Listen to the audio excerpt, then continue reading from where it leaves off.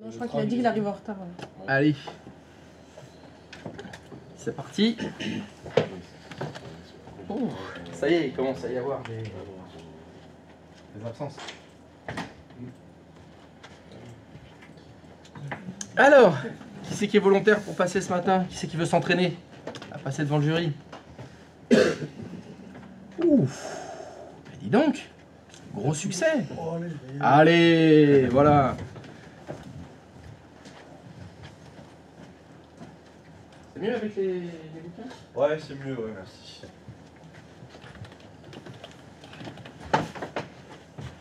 Monsieur, dame, bonjour. Bonjour Allez-vous? Grégory. Dis toujours pas bonjour, bande de malpolis. Si, Si, on a dit bonjour. Il y a 4 qu'on dit Grégory. bonjour. Ah ouais, 400. Ouais, c'est mieux qu'hier. Ouais, c'est hier. On verra On demain. va y arriver. Non, on aura la Dans 2 mois, ça sera bon. On aura la politesse. Alors, du coup, hier, on a parlé d'Excel. Ah, Excel, c'est un logiciel de calcul. Excel, c'est une base de données qui permet de faire des calculs, du coup. Une chose principale à retenir, c'est le dollar. ah. C'est bon. Le fameux dollar, qui permet de bloquer une ligne ou une colonne. Enfin, une colonne ou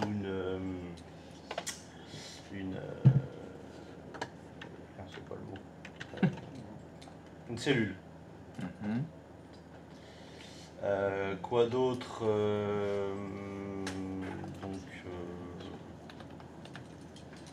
Ben, c'est bon, de toute façon j'avais dit qu'il fallait dire que ouais, ça. ouais, pas grand chose d'autre à dire. T'as rien d'autre à dire? Parce que moi tu m'as dit je suis content, hein, c'est bon. Bon, Moi, bah, je te donne ton alors, titre. si t'es content, moi je suis Mais content. tu te souviens de rien d'autre de Word? Si, mais D'Excel. d'Excel. Ah, c'est pas Word ce qu'il disait. Mais c'est pour ça que je comprenais pas. Mmh. Je me disais, bah le dollar dans Word, c'est pas... Pourquoi j'ai dit- Mais il a dit Excel. C'est moi qui... Ah, putain, c'est parce que je me réveillé sur ça. Les pieds de mouche dans Word. Ouais, c'est ça. Bien. Et là, c'est le dollar. C'est bon. C'est bon. C'est bon. C'est tout ce que je voulais dire. Arrête, toi, tu vas passer. Non mais, non mais demain il passe. Hein. Demain il passe. Il a trop envie de parler. Ah ouais, c'est vrai. Ça, il est On au retient. taquet. Mais rien d'autre sinon T'as fait des tables. On a dépanné Brigitte. Ouais, on a dépanné Brigitte. Ouais. Arrêtez d'utiliser la souris. Tableau, les tableaux. Tableau. Allez, désolé. Ah oui, les tableaux croisés dynamiques, effectivement. Ah, C'était bien. Ah, c'était bien ça.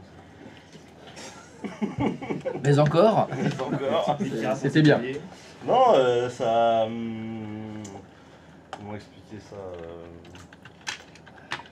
ça permet de voir plein de données croisées. Mhm. Attends, redis-la, parce que celui-là, il est pas content. Ouais, il est pas- Ça sert à... Non, non, tu vois, ça faut pas le dire au jury.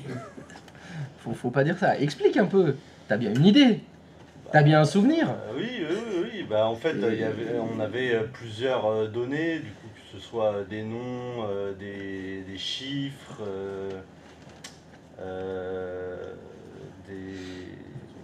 Des données. Bon, on avait des données. Ouais, plusieurs données, avec du coup sur le côté droit, en fait, plusieurs cases Mhm.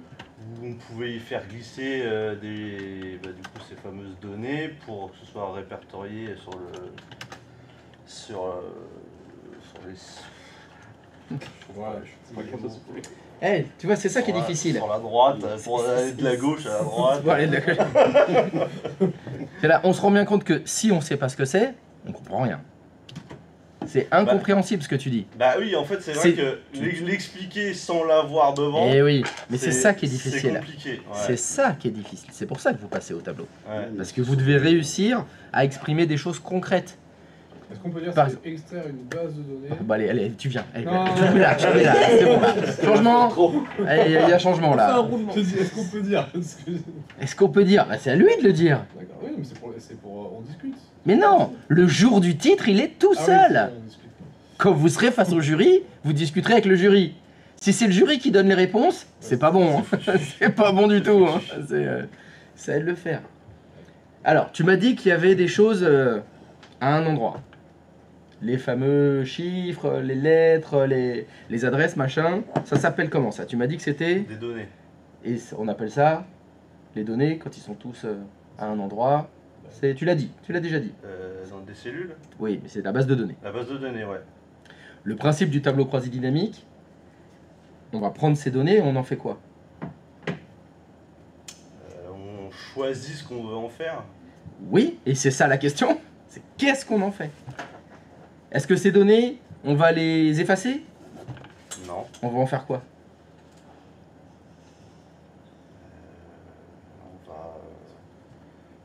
On va les croiser. J'ai bien compris qu'on allait les croiser dans un tableau, de façon dynamique. Ouais. Oui, le tableau croisé dynamique, super. Donc là, non, faut pas dire ça. Après, c'est vrai que c'est ça. Elle est assez simple, l'explication. De ces données, tu vas les extraire, Ouais. tu vas les sortir, tu vas les compiler. Ouais. Tu vois, c'est ça l'action qu'on fait. Ouais, ouais. On a des milliers de lignes, et de toutes ces milliers de lignes, on va en sortir un petit tableau de 2 lignes. Ok. Dans les faits, c'est ça. Ouais. Tu vois, c'est ça qu'il faut dire. D'accord, ok. Et toi, tu as dit, bah, on est allé à gauche, on a mis les trucs à droite. Oui, bon, ça, c'est la méthode que tu as fait. Mais dans ton explication, moi, si je suis le jury, je me dis, bah, il n'a pas compris. T'as pas compris ce que c'est le tableau croisé dynamique. Le tableau croisé dynamique, c'est une extraction, une compilation, c'est des calculs très rapidement faits, de milliers de lignes, d'une grosse quantité d'informations. On l'a compressé. Alors, compresser en mathématiques, c'est faire des calculs. Hein. Ouais. Mais on a fait des calculs, par exemple, la somme, tu vois. Tu aurais pu dire, on a fait une addition de tout ça, et on en a extrait un petit tableau. C'est ce qu'on a vu hier. Mmh. Tu vois, il y avait 7000 lignes, et on a fait un tableau de 3 lignes. C'est ça le principe du tableau croisé dynamique. Ouais. Ouais. C'est qu'on a une très grosse base de données, et de cette très grosse base de données, très rapidement, on en extrait un tout petit tableau. Comme un tableau de bord. Un tout petit tableau de bord, etc. C'est ça le fonctionnement, Ça, la c'est logique, l'explication, l'intérêt. ouais. Voilà, c'est pourquoi on fait des tableaux croisés dynamiques, parce qu'on a énormément de data d'un côté, et de ces data, on va en extraire un tout petit morceau, dans un petit tableau. Ok. Suivant certains critères, des dates, des produits, des catégories, ce que tu veux, ça, après ça n'a pas d'importance. Mmh. Mais tu vois, c'est ça l'idée du tableau croisé Ouais. dynamique. Souvent, le jury, ce qu'ils veulent savoir, c'est que vous ayez compris. Pas comment je fais un tableau croisé dynamique. Parce que savoir comment on fait un tableau croisé dynamique, c'est apprendre quelque chose par cœur, sans forcément comprendre. Et ils préfèrent comprendre, comme tu l'as dit, Excel, ça sert à faire des calculs. Bah, déjà, tu sais à quoi ça sert. Déjà, tu es au bon endroit. C'est déjà ça. C'est déjà ça. C'est déjà pas mal. Bon, allez, tu peux retourner t'asseoir. C'est bon. Bravo. Merci Grégory. Merci, Grégory. Ça, je crois pas qu'on le dise quand il... Mais si, on a dit merci. Non, on applaudit juste. Hein. Toi, t'es pas venu souvent, toi, t'es pas venu là dans la réunion. Non. Oui, bah tu devrais. Hein. Oui, des questions. Devant le jury, est-ce que dans la salle on peut s'appuyer, par exemple, s'il y a un tableau, on va faire... Bien sûr. Alors, mais c'est même carrément recommandé. Alors, écoutez, j'ai du mal avec vous expliquer, mais je vais vous faire un dessin. Alors là, sans problème. Sans problème. Mais le jury, il est gentil. Le jury, ce qu'il veut, c'est savoir. Ouais, C'est savoir si tu as compris. Il veut pas que tu sois au garde à vous et que tu donnes un truc par cœur sans que tu aies réfléchir. Ils veulent savoir ce que tu as dans la tête. La façon dont tu l'exprimeras, si c'est un dessin, si c'est une danse, si c'est un poème, c'est pas grave, ils s'en foutent. Ils s'en foutent. Ils veulent que tu saches. Au contraire, hein, pas de souci, même eux ils comprendront mieux si tu fais un dessin. Bon, faut savoir dessiner par contre. Là, c'est... Est-ce qu'on pourrait avoir des notes sur un téléphone? Ah, normalement non. Ah bah non, non, non, évidemment que non. Alors, oui, Excel, ChatGPT, comment on fait pour Excel? Merci. Bah non. Ouais, mon titre. Non, non, non. Oui, dans ce cas-là, il donne le titre à ChatGPT. Non, non, non, Ou non. alors sur papier. Mais non, non, non, c'est l'idée, justement. Là, ils veulent savoir si t'as compris. Oui. Je crois que dans le Discord, il y a Manuel. Manuel qui n'arrive pas à activer son micro. Bonjour, bonjour. Alors, non. Alors, il est sur Discord, vous avez dit? Oui. Ah oui, non, mais c'est peut-être parce que j'ai pas lancé Discord. Ah. Ça se trouve. Ça joue peut-être?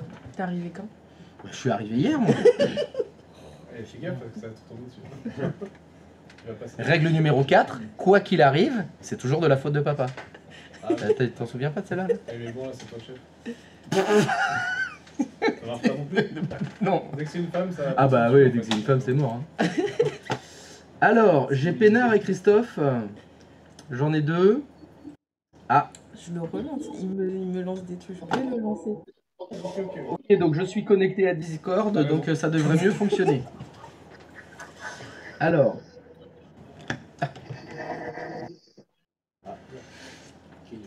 on a entendu quelque chose. Il y a quelqu'un. Faut pas tirer la chasse comme ça. Ah, il y a quelqu'un qui est aux toilettes. Bon, vous avez d'autres questions? La chasse d'eau, apparemment. Apparemment, la chasse d'eau fonctionne. C'est bon. Non, très bien. Alors, on va commencer le réseau. Je crois que c'était ça qui était prévu. Hein. Oui?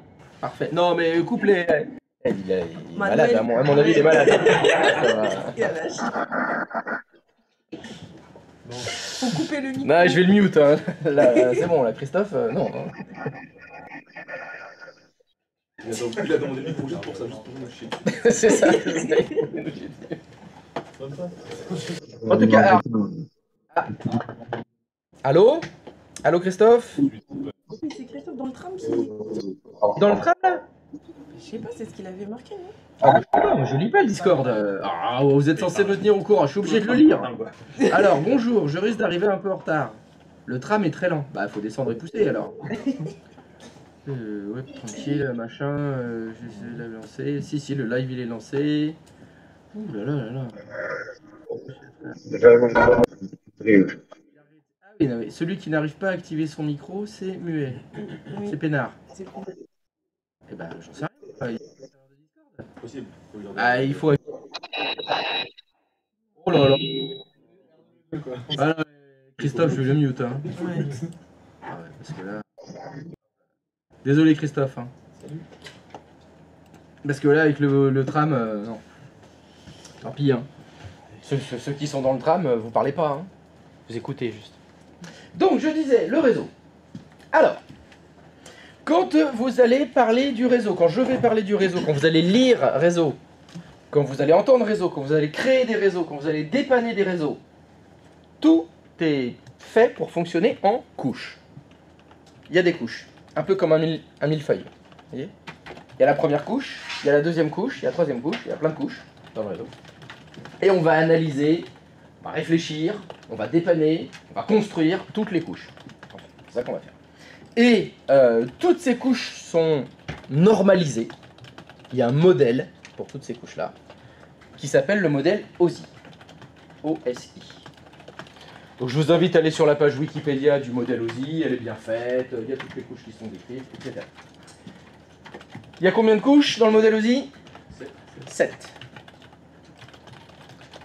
Évidemment, vous devez connaître par cœur les 7 couches du modèle OSI.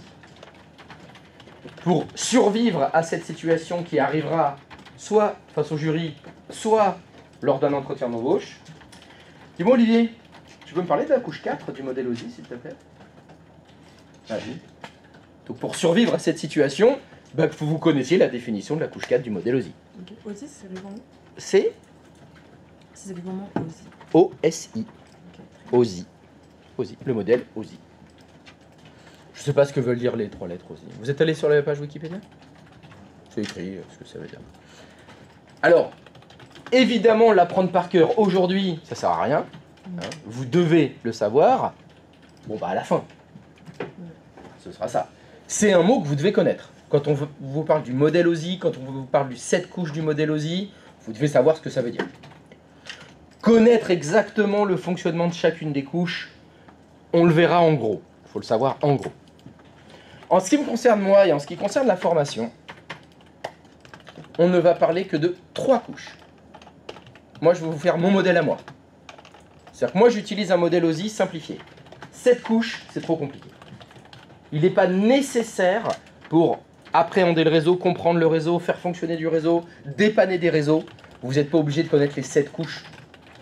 Vous êtes obligé de connaître les 7 couches par cœur pour les entretiens. Parce que le jury ou les recruteurs, ils aiment bien vous titiller. Ils aiment bien savoir que vous savez que ça existe. Après, dans le quotidien, c'est cette couche-là, vous ne les voyez pas en fait. Ça se voit pas, c'est transparent. Vous allez travailler avec sans vous en rendre compte. Mais il faut savoir que ça existe et tous les réseaux ont été créés là-dessus. Donc évidemment, j'en parlerai régulièrement des différentes couches, de la première, la deuxième, la troisième, la quatrième, on verra tout au fil de l'eau de la formation. Mais à un moment donné, dans votre lexique, il doit y avoir la couche numéro 1, blablabla, petite définition. La couche numéro 2, blablabla, petite définition. La couche numéro 3, il faut qu'elles y soient toutes. Et vous devez les apprendre par cœur. Voilà. Parce que c'est presque à chaque fois vous avez cette question. La couche 7 du modèle OSI, c'est ça. Vous pensez que ça c'est dans la couche 3 du modèle OSI? Bon. Ah, si vous ne savez pas ce que c'est que la couche 3 du modèle OSI... l'adressage IP, évidemment. Le 3 du modèle OSI, bien sûr. L'adressage... Ah, il s'y connaît un peu en réseau. Non, mais je sais bien que t'es commercial. Tu vends du rêve. Que dès qu'on gratte un peu, il n'y a plus rien. Voilà, ah mais Wikipédia c'est pas mal. J'ai un problème. Quand je veux ouvrir Dropbox, Oui. ça ne l'ouvre pas. Je sais pas, mais qu'est-ce que tu veux que je te dise? Alors, est-ce que quelqu'un d'autre dans cette pièce a le même problème? Non. J'ai le même problème chez moi, mais rien à voir. Sur mon PC aussi pareil. Des fois, il y a des applications, je les pose spammer pour Mais c'est ouvrir. pas une. C'est un site internet, c'est un site Dropbox, hein. internet. J'ai mis en application. Tu peux aussi J'ai mis en l'avoir. lot, enfin, je veux dire, ça c'est devenu un. Alors, on parle de Dropbox ou Dropbox Paper? T'as Dans l'application. Dropbox, on peut aller dans Dropbox Paper. Là, t'as l'application Dropbox Paper, elle s'appelle Paper. Ok. Et après, sinon, tu peux y aller sur le site. Donc, tu veux accéder à Dropbox Paper ou à Dropbox? Dropbox. Tout court? Tout court. Bah, Pour aller dans ton Dropbox Paper. Alors, pourquoi tu vas pas directement dans Dropbox Paper? Et je sais pas. Mais dans tous les cas, ça n'enlève pas le problème de pourquoi je clique, ça Ah. s'ouvre pas. J'en sais rien, moi. Ok. Tu veux que je te dise? Je sais Pourquoi pas. je clique, ça s'ouvre pas? Ah non. Ah, il marche plus celui-là. Mais ça marchait d'habitude. Qu'est-ce que tu veux que j'en sache? Moi, j'y connais rien en informatique. Tu crois que je connais l'intégralité des problématiques de l'informatique du monde? Non, peut-être que c'était un problème récurrent et que c'était. Bah tu vois, j'ai demandé est-ce qu'il y en a d'autres qui ont le même problème. Alors déjà, est-ce que les autres, ils ont l'application Dropbox Non. et ils ouvrent Dropbox? Oui. Ah, c'est parce qu'on va pas d'internet. Moi aussi. Donc là, donc, je vais pas demander ce que vous faites pas, j'ai demandé ce que vous faites. Est-ce que quelqu'un d'autre que lui a installé le logiciel Dropbox? Bon, il n'y a que toi déjà. Ok. Bon, mais il y a peut-être un problème avec Windows 11. Est-ce que ça fonctionnait hier? Non plus. Ah, ça n'a jamais fonctionné en Je fait. passe que par Google Chrome et. Non, c'est moi qui pose la question en premier. Ok. Donc, le logiciel Dropbox que tu as installé n'a jamais fonctionné. Il a fonctionné la première Non, fois. non, tu réponds soit oui, soit non. Si, il a déjà fonctionné. Quand Quand je l'ai téléchargé, tu l'as installé, je l'ai installé, il s'est ouvert, il s'est ouvert, ça a fonctionné. ça fonctionne. Et depuis, ça fonctionne plus. Et depuis, ouais, ça fonctionne plus. Bah, t'as changé quelque chose. T'as modifié la configuration, réinstalle-le. Tu le désinstalles, tu le réinstalles. Allez. Allez. Mais bon, tu ferais mieux si... Et pourquoi tu voulais accéder à ton Dropbox? Si je ne m'abuse, là maintenant je deviens indiscret. Pourquoi tu vas faire ça? Faut prendre des notes. Mais c'est Dropbox Paper pour prendre des notes. C'est pas Dropbox. Mais moi, pourquoi je peux y accéder grâce à mon. Tu peux, si t'en avais déjà. C'est vrai que pour aller à Marseille, tu peux passer par Lille. C'est vrai, quand tu viens de Bordeaux. C'est faisable. Oui, tu vas à Lille, tu peux même aller à Londres, et puis là prendre l'avion pour New York, repartir à Madrid, et prendre le train pour aller à Marseille. Oui, tu peux le faire. Maintenant, il y a peut-être plus rapide comme solution. Tu peux peut-être installer Paper. Ou dans ton navigateur, tu vas sur Dropbox Paper. Et tu arrives directement sur Dropbox Paper dans ton navigateur. Et tu mets en favori, comme ça, tu l'as tout le temps. Et si tu le mets en favori, alors là, c'est la fête du slip. Alors, il y a juste un clic à faire. Alors, est-ce que tu accèdes à Dropbox Paper? Oui. Oui. Ah, Alléluia. ça va, chouette. Via le site Google ou pas? Si tu veux, par un navigateur. Un navigateur.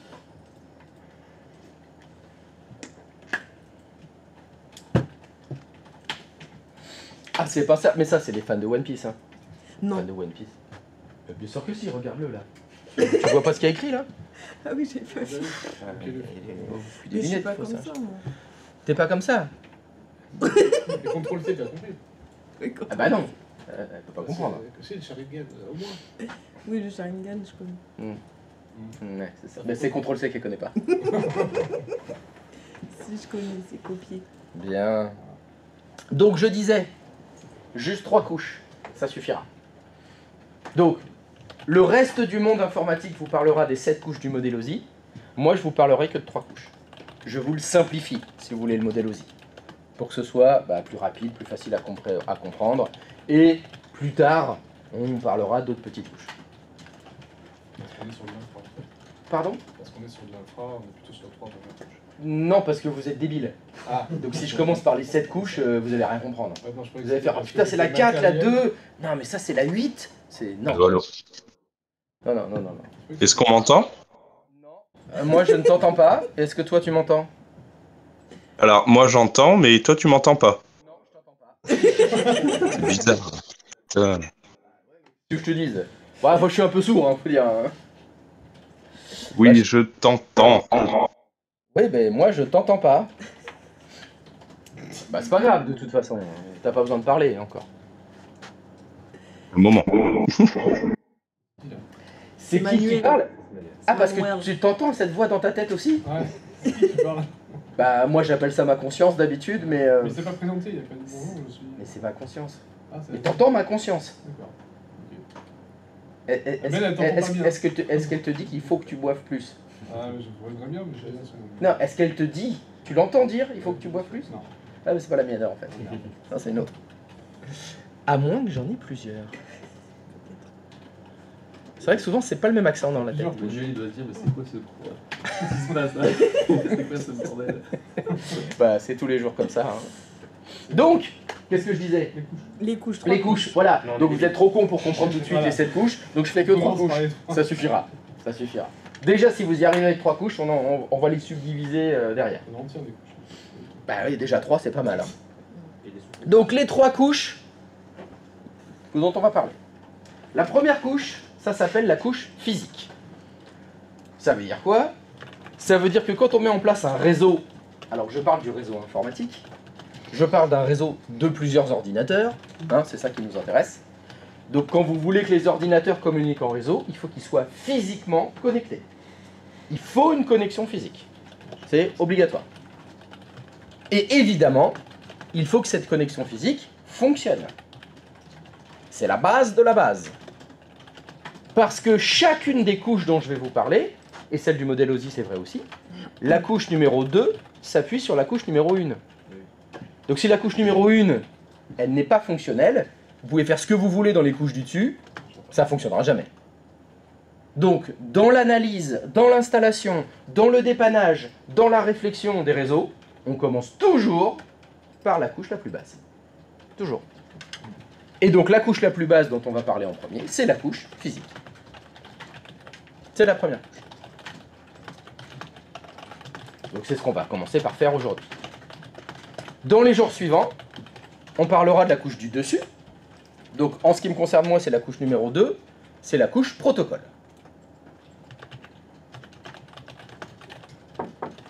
Entrée.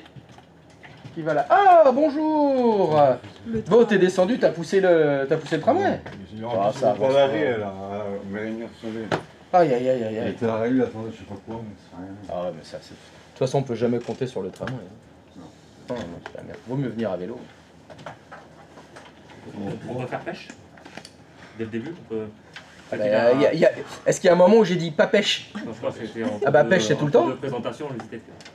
La couche numéro 2, tu as dit protocole. Protocole. Et dans les modèles OSI, on n'a pas le nom protocole. alors Ah bah non, non, non, c'est- elle est pas... Il y en a plusieurs... Ah non, non, plus tard aussi.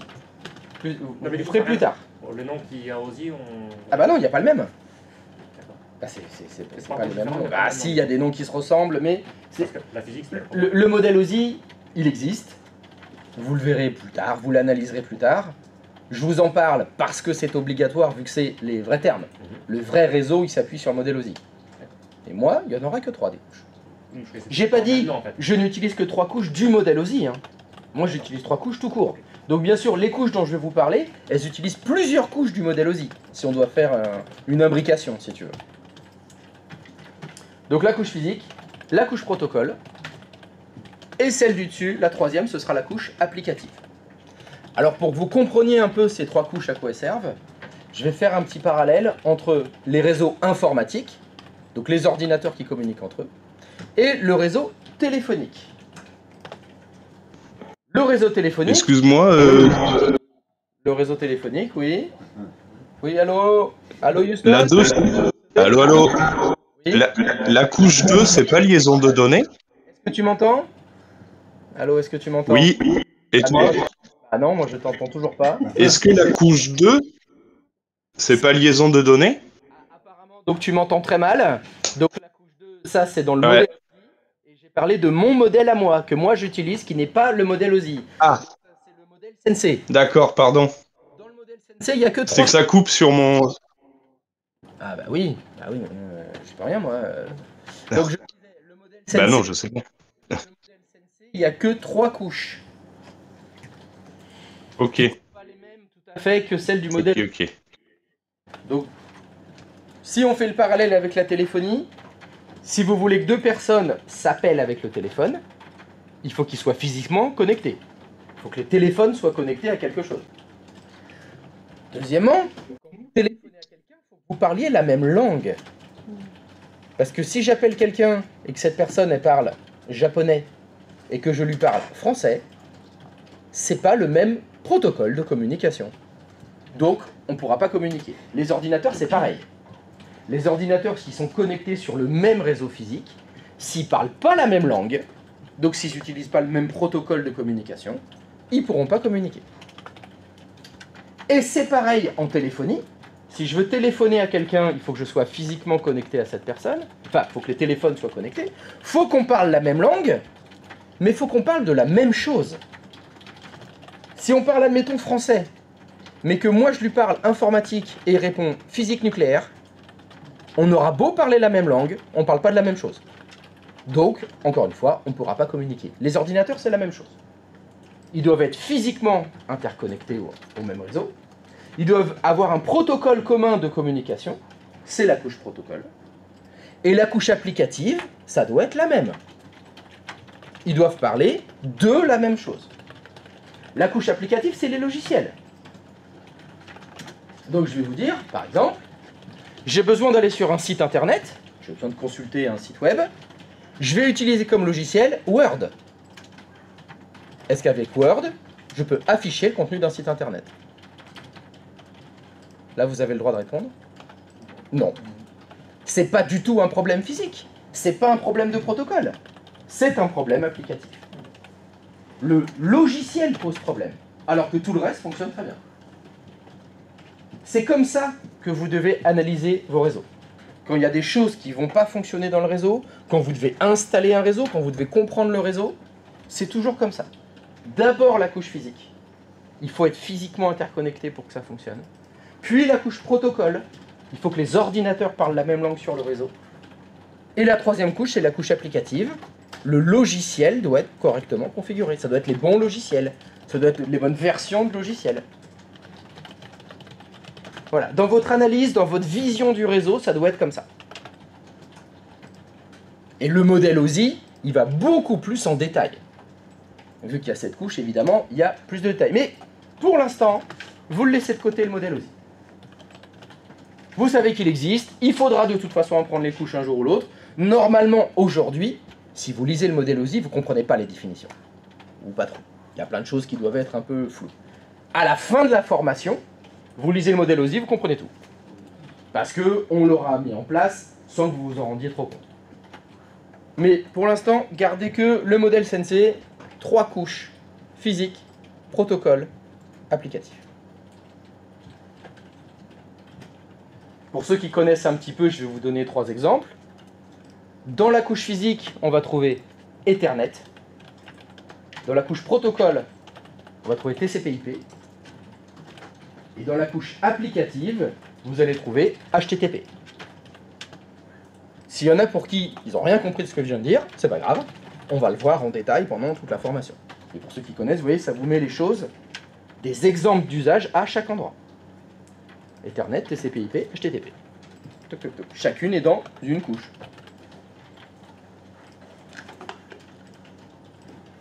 Petite question. Ah bon? C'est une question que t'as quand tu... Attends, non? Ah, d'accord. Le protocole, on dit que c'était la même langue, mais, Oui, si tu veux, oui. comme métaphore, Ouais. mais la couche applicative, on dit que c'était le même logiciel. On dit que c'était le même logiciel. Oui, c'est le même logiciel. Oui. Disons qu'il parle de la même chose. C'est le même sujet. Sur le réseau, ça se. Bah, c'est l'exemple que j'ai donné. Je veux accéder à un site internet, mais le logiciel que j'utilise, c'est Word. Est-ce que c'est le bon logiciel? Ça, la couche applicative. Oui. Ok. Eh oui, l'erreur, le problème, c'est que c'est pas le bon logiciel. Autre exemple, vous avez essayé de vous connecter au portail webaccess.fib.fr. Certains d'entre vous ont oublié /formation ou ont écrit webaccess avec un seul S.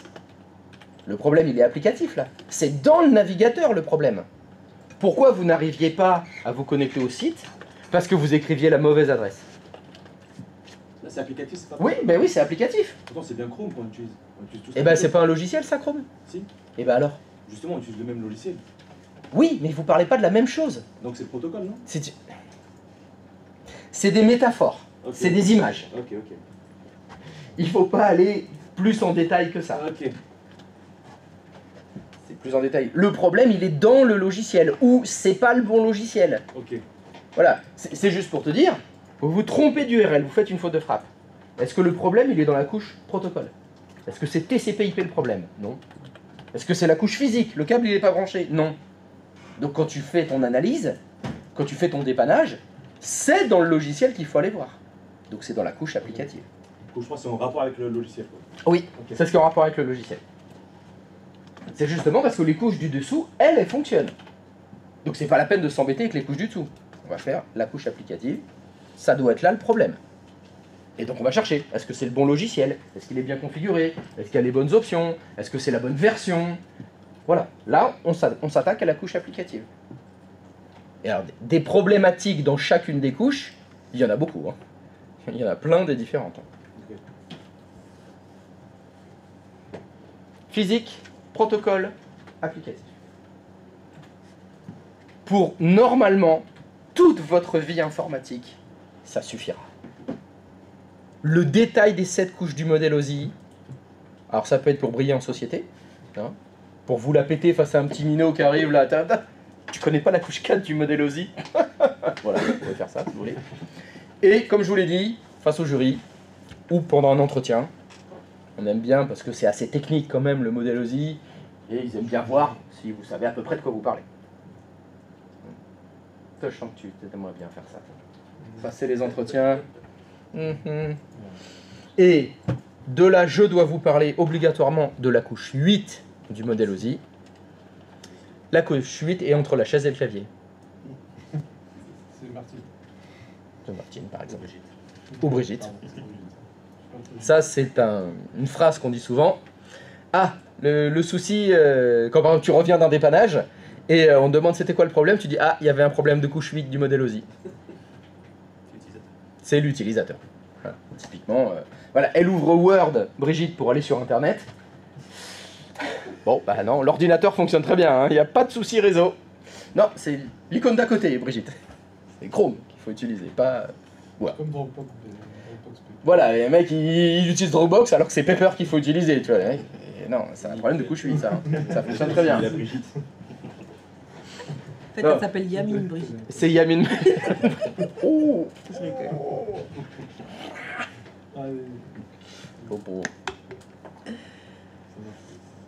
Donc on va faire les choses dans cet ordre-là. C'est-à-dire que pendant la formation, là, on va commencer par la couche physique, évidemment. On va parler d'Ethernet. Puis après, on va parler pendant longtemps de TCP/IP. Ce sera la base. Et après, eh ben en fait, tous les autres cours, c'est la couche applicative. C'est tous les logiciels qu'on va installer en réseau, qui vont communiquer ensemble. Active Directory, par exemple, qu'on fera plus tard, c'est la couche applicative. Bien sûr, Active Directory ne peut pas fonctionner si TCP/IP est mal configuré. Qui ne peut pas fonctionner si la couche physique elle n'est pas branchée ou mal branchée, ou c'est mal configuré. Donc ça ira avec, et vous devez toujours faire les choses dans cet ordre-là. Donc les IP bloqués pour le web access, c'est la couche applicative aussi. Alors, c'est la couche protocole, là. D'accord. C'est un problème d'IP. Ça veut dire que, par exemple, ça, tu peux faire ce que tu veux dans la couche applicative. Tu peux injecter des millions de dollars dedans si tu veux, vu qu'au niveau protocole, c'est bloqué, c'est fini. Tu peux rien faire dans la couche du dessus. Typiquement, c'est ça. Même si, alors des fois, il y en a qui chipotent un peu, qui disent « Oui, mais alors, le blocage, tu l'as fait grâce à un logiciel, donc ça veut dire que c'est dans la couche... » Non, bon, arrêtez les conneries. Le problème, c'est la couche protocole qui est bloquée. Volontairement, ou c'est un problème, il y a quelque chose qui est mal configuré, ou c'est en panne, c'est à cet endroit-là. D'ailleurs, vous avez réussi à vous connecter? Moi, j'ai pas essayé. Bon, bah voilà. Pourquoi je me suis fait chier à le faire hier? Pardon, je vais arrêter. Je n'ai besoin tous les jours, Sophie. C'est con, hein. Bon, c'est pas grave. Au moins, ça aurait été pour vérifier. Enfin bon, il y en a déjà un pour qui ça fonctionne. Moi, je me suis connecté, j'ai fait une machine virtuelle, mais quand j'ai éteint la machine virtuelle, je me suis planté, j'ai éteint la machine d'ici en fait. Donc, T'as éteint ton autre. Du coup, j'ai fait Donc ça marche. Bah, ça veut dire que ça fonctionne parfaitement. Non seulement tu peux travailler à distance, ça rame, Un peu, un petit peu, mais ça va, ça va. mais ça va, c'est supportable, c'est bon. Donc non seulement tu arrives à te connecter, tu arrives à travailler et tu arrives à arrêter ton hôte à distance. Mais c'est parfait, c'est exactement ça qu'il fallait faire comme test. Exactement. Comme ça, t'es bien, tu peux travailler le week-end et tout, et te dire, c'est bon, j'ai assez bossé, sauvons un petit morceau de planète, j'arrête l'autre qui est à Mérignac. Comme ça sauve un peu d'électricité. Parfait. J'aurais bien aimé que tu me dises ça aussi, tu vois, ça fait sérieux. Enfin, il y a ceux qui sont sérieux, et puis il y a One Piece, quoi. Il y a Luffy, quoi, on voit. Pas très Luffy, toi, en fait, hein. J'aurais pas dit ça. Moi, je suis tout. Naruto, c'est fini maintenant. Faut bien suivre quelque chose. C'est le meilleur de tous les temps, Naruto. Ah, mais il y a une fin. Et moi, je Mais justement, c'est ça qui est bien. Bah, ça continue, t'as Boruto, si tu veux. Ah, j'ai commencé, j'ai pas aimé. Bah oui, c'est normal, ça ressemble, et puis ça reprend le fil de l'histoire, donc t'as raison. Non, non. Il vaut mieux faire One Piece. One Piece c'est mieux, où c'est coup de poing, super coup de poing, super coup de poing, super, oh là, il y a une attaque. Mais il sait faire un truc. Il donne un coup de poing. Non, t'as One Punch Man. Ah, faut pas dire ça. Ah, non, mais là tu parles d'or. One Punch Man c'est autre chose. Ah, c'est carrément philosophique là, One Punch Man. Il y a 4 lectures différentes. Il se fait chier. C'est Il se fait chier. Ah bah oui, mets-toi à sa place. Ah oui. Bah, On a marre le pauvre. Naruto, Bon. dès que c'est compliqué, il y a La couche réseau. Enfin, je sais pas, je lance, Ouais. je lance. La couche réseau. Donc, le début de la couche réseau, lorsque vous voulez brancher, alors quand je parle des ordinateurs, c'est n'importe quoi qu'utilise le réseau informatique, bien sûr. On va prendre l'exemple toujours d'un ordinateur, mais ce sera vrai pour les imprimantes connectées, les caméras IP, ce que vous voulez, n'importe quoi qu'utilise le réseau informatique. Donc n'importe quoi qu'utilise le réseau informatique, il utilise la technologie qui s'appelle Ethernet. Donc Ethernet, c'est un mot que vous devez connaître. C'est un synonyme de réseau informatique. Hein, vous entendrez souvent parler des cartes Ethernet, des câbles Ethernet, ça revient tout le temps. Quand vous entendez Ethernet, ça veut dire réseau physique. C'est la technologie utilisée aujourd'hui pour le réseau physique. Pour la petite histoire, il y en avait d'autres avant. Hein, il y a eu Token Ring dans les années précédentes, il y a eu des concurrents à Ethernet qui aujourd'hui n'ont pas perduré. Vous n'avez plus que ça partout. Donc, tout le réseau informatique aujourd'hui, c'est Ethernet. Et comment ça fonctionne Ethernet? C'est un système qui est basé sur l'écoute. C'est-à-dire, vos ordinateurs, quand ils sont branchés sur un réseau, ils écoutent. Ils ont des oreilles. Et ils écoutent les informations qui passent sur le réseau. Tout simplement. Et s'ils doivent communiquer, ils envoient des informations. Donc il y a l'écoute d'un côté, l'envoi de l'autre côté. Et pour écouter quelque chose, ben, il faut que l'information arrive. Alors, est-ce que vous avez... Ah non, personne n'a dû le faire ça. Non, j'ai que des jeunes là. Vous avez jamais joué avec la boîte de conserve et le fil? Pour pouvoir envoyer des données. On a un fil, et puis je parle dans la boîte de conserve, et celui qui est à l'autre bout, il m'entend. Ethernet, c'est exactement la même chose. Votre ordinateur, il a une boîte de conserve collée à l'oreille, pour entendre les choses qui arrivent sur le réseau, et il a une deuxième boîte de conserve, hein, parce qu'il n'utilise pas la même, pour parler. Donc votre ordinateur, il a en fait un organe qui lui permet d'entendre ce qui se passe sur le réseau, d'écouter, de recevoir les informations, et il a un organe qui lui permet d'émettre des informations sur le réseau. Ça marche pareil. Alors évidemment, c'est pas des fils, c'est pas des fils de cuisine hein, qui sont tendus entre les ordinateurs.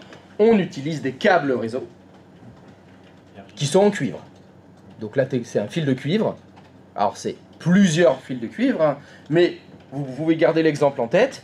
Il a un fil de cuivre qui est utilisé pour envoyer une information. Et il y a un deuxième fil de cuivre qui est branché à l'ordinateur sur lequel il va recevoir les informations. Et vos ordinateurs, ils font ça. Ils envoient des informations, ils reçoivent des informations. Alors, contrairement aux boîtes de conserve où on parle, bon, nous, quand on fait ça, c'est la voix, hein, c'est une vibration de l'air qui est envoyée. Les ordinateurs, quand ils font ça, eux, c'est pas des vibrations d'air, c'est des signaux électriques. Quand ils envoient de l'information, ils utilisent l'électricité. Et le fil de cuivre va transmettre l'électricité, tout simplement. Alors, si je vous parle du voltage, ça vous dit quelque chose? Les volts, vous savez ce que c'est? Une tension. C'est la tension, effectivement, c'est la tension électrique. Et bien l'informatique utilise la tension électrique pour transmettre une information. Ça veut dire qu'il y a de l'électricité qui va passer dans les câbles réseau. Ne vous inquiétez pas, c'est 5 volts. Donc ça va, on n'a pas... Vous pouvez mettre les doigts dans les prises réseau, il n'y a pas de risque. Hein. Bon, vous n'allez pas vous électrocuter, et puis l'impédance, elle est très... L'ampérage est très faible. Donc ça va, pas de risque. C'est pas comme les prises électriques, le 220. Hein. Là, vous y restez. Hein. Bon, là, le réseau, c'est pas un problème. Et donc, par ces fils électriques, l'information va passer. Et quelle information va passer? Je vous ai dit que les ordinateurs y parlaient. Ils ne savent faire que deux choses, les ordinateurs. Envoyer des 0 et des 1. Ils savent faire que ça. Ils ne savent pas parler, en fait. Ils ne savent pas envoyer des lettres, des chiffres, etc. Ils savent envoyer que 0 et 1, c'est tout. Ils savent faire que ça. Donc, à travers mon câble, je vais envoyer un signal électrique qui représentera 0 ou un signal électrique qui représentera 1. Et comment est-ce qu'elle est faite cette représentation? Le signal électrique qui vaut 0, c'est 0 volts. Et le signal électrique qui signifie 1, c'est 5 volts. Est-ce que vous avez déjà entendu parler du Morse? Je ne parle pas de l'animal avec les grandes dents. Non. Je parle du langage. Ah, vous connaissez 3 courts, 3 longs, 3 courts? SOS. T'as déjà été en détresse, toi. C'est SOS. Le Morse, comment ça fonctionne? C'est la même chose. C'est des 0 et des 1, sauf que au niveau sonore, ils font un son court et un son long. Le son court, c'est 0, le son long, c'est 1. Et une combinaison de 3 sons courts ou sons longs, ça fait des lettres. En informatique, c'est la même chose. On va envoyer des 0 et des 1, et mis bout à bout, ça va faire des lettres. Et les lettres mis bout à bout, ça va faire des mots. Et les mots mis bout à bout, ça fait des phrases. Et les phrases mis bout à bout, ça fait des paragraphes. Et les paragraphes mis bout à bout, ça fait des livres. Vous voyez?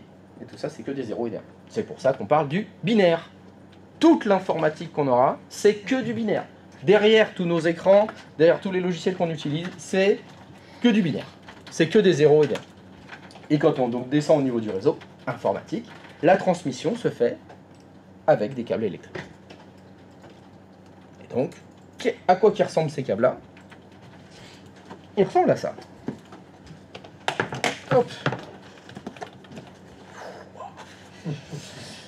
Donc là, dans cette mallette-là, je vous l'ai amené, vous avez plein de câbles en haut, et vous avez plein de sortes de câbles. Parce que tous les câbles que vous allez utiliser, ils sont normalisés, et il y a des catégories. Vous avez des catégories de câbles. Vous avez des catégories... Il y en a qui connaissent un peu? 1, 2, 3, 4, 5. 1, 2, 3, alors les... Catégorie 1... je crois qu'il n'y en a même pas des catégories. 5, 6 souvent. 5, 6, voilà, c'est à peu près ça. Effectivement, ils sont normalisés. Donc vous avez les catégories, allez, 1, 2, 3, 4, 5, 6, 7. On va jusqu'à 7 aujourd'hui hein, dans les catégories. Et vous allez voir que les câbles qu'on utilise, à l'intérieur, il y a plein de fils de cuivre. Il y en a 8. Il y a 8 fils. Je vous ai dit que le principe, c'était l'écoute Ethernet. Votre ordinateur, il écoutait avec une boîte de conserve et il parlait avec une autre boîte de conserve. Vous imaginez qu'il peut écouter avec 4 oreilles et il peut parler avec 4 oreilles. C'est pour ça qu'il y a 8 fils. Bon, c'est pas tout à fait vrai, hein, il y en a qui servent à autre chose, mais c'est pour ça qu'il y a plein de fils. Comme ça, ils sont capables d'écouter et d'entendre avec les deux côtés, et ils peuvent émettre, recevoir, tout en même temps. C'est à ça que servent ces fils-là. D'accord? Et donc, qu'est-ce qui va faire la différence entre tous ces câbles-là? C'est ce qu'on appelle le blindage. Alors, je vous ai dit que le système Ethernet qui permettait d'envoyer les 0 et les 1, c'était quoi? C'était de l'électricité. C'était 0, c'est 0 volts, 5 volts, c'est 1.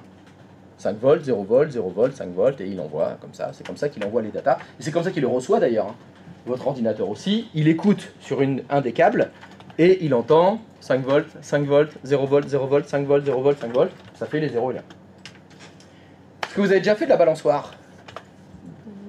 Non, vous n'avez jamais fait de balançoire. Enfin, vous avez peut-être vu à la télé des fois ou sur internet. Lorsque vous êtes sur une balançoire et qu'à côté de vous, il y a une balançoire qui est vide et que vous vous balancez. Si vous vous balancez très fort, la deuxième balançoire où il n'y a personne, elle va bouger un peu. Il y a une transmission d'énergie en fait entre votre balançoire qui se balance beaucoup et celle où il n'y a rien. En électricité, c'est la même chose. Si jamais vous avez un câble électrique dans lequel vous faites passer un courant et qu'à côté, il y a un autre câble électrique, ils sont proches hein, physiquement, il y a de l'énergie qui va passer du câble où il y a de l'énergie à celui où il n'y en a pas. Il y a une transmission électromagnétique. C'est comme ça, le transfert des électrons, ça passe à l'autre câble. Et donc des fois on a des gros problèmes, parce que si vous avez un câble qui transmet le signal électrique Ethernet, donc je vous ai dit c'était 0 volts, 5 volts, et si à côté il y a un autre câble qui lui envoie de l'énergie au premier, imaginez que votre premier câble il est censé envoyer 0, il récupère un peu d'énergie, il récupère et il fait 1 volt. L'ordinateur qui est à l'autre bout là, qui écoute, lui, il a l'habitude, il est censé avoir 0 ou 5. Il y a 1 qui arrive. Il y a 1 volt. 1 volt c'est 0 ou c'est 1? Bah il sait pas. C'est perdu. Sa vie bascule. Et des fois, dans les réseaux, il y a des câbles qui ont beaucoup d'électricité en volume. Ah oui. Le réseau électrique normal, le voltage c'est combien? C'est 220.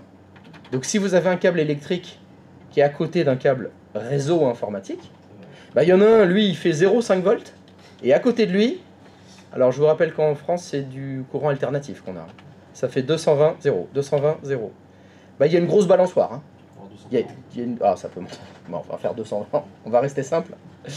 Donc vous avez d'un côté un câble où il y a une énorme balançoire, et à côté, il y en a une toute petite. Donc vous avez beaucoup d'énergie qui va de la grande balançoire à la petite balançoire. Donc résultat, votre câble électrique, il va perturber le câble informatique. Et c'est pour ça que les câbles, suivant les catégories que vous avez, ils sont plus ou moins blindés. En fait, c'est de plus en plus. Plus vous allez monter, plus il y a un blindage efficace sur les câbles. Donc plus ils sont protégés des perturbations électromagnétiques. Donc meilleurs ils sont, donc plus chers ils sont.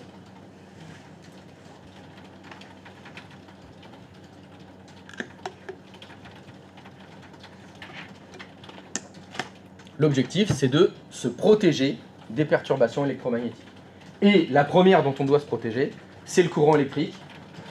Si un jour, ou si vous avez fait de l'électricité ou vous devez en faire, peut-être que vous lirez l'information suivante. On parle de courant fort et courant faible.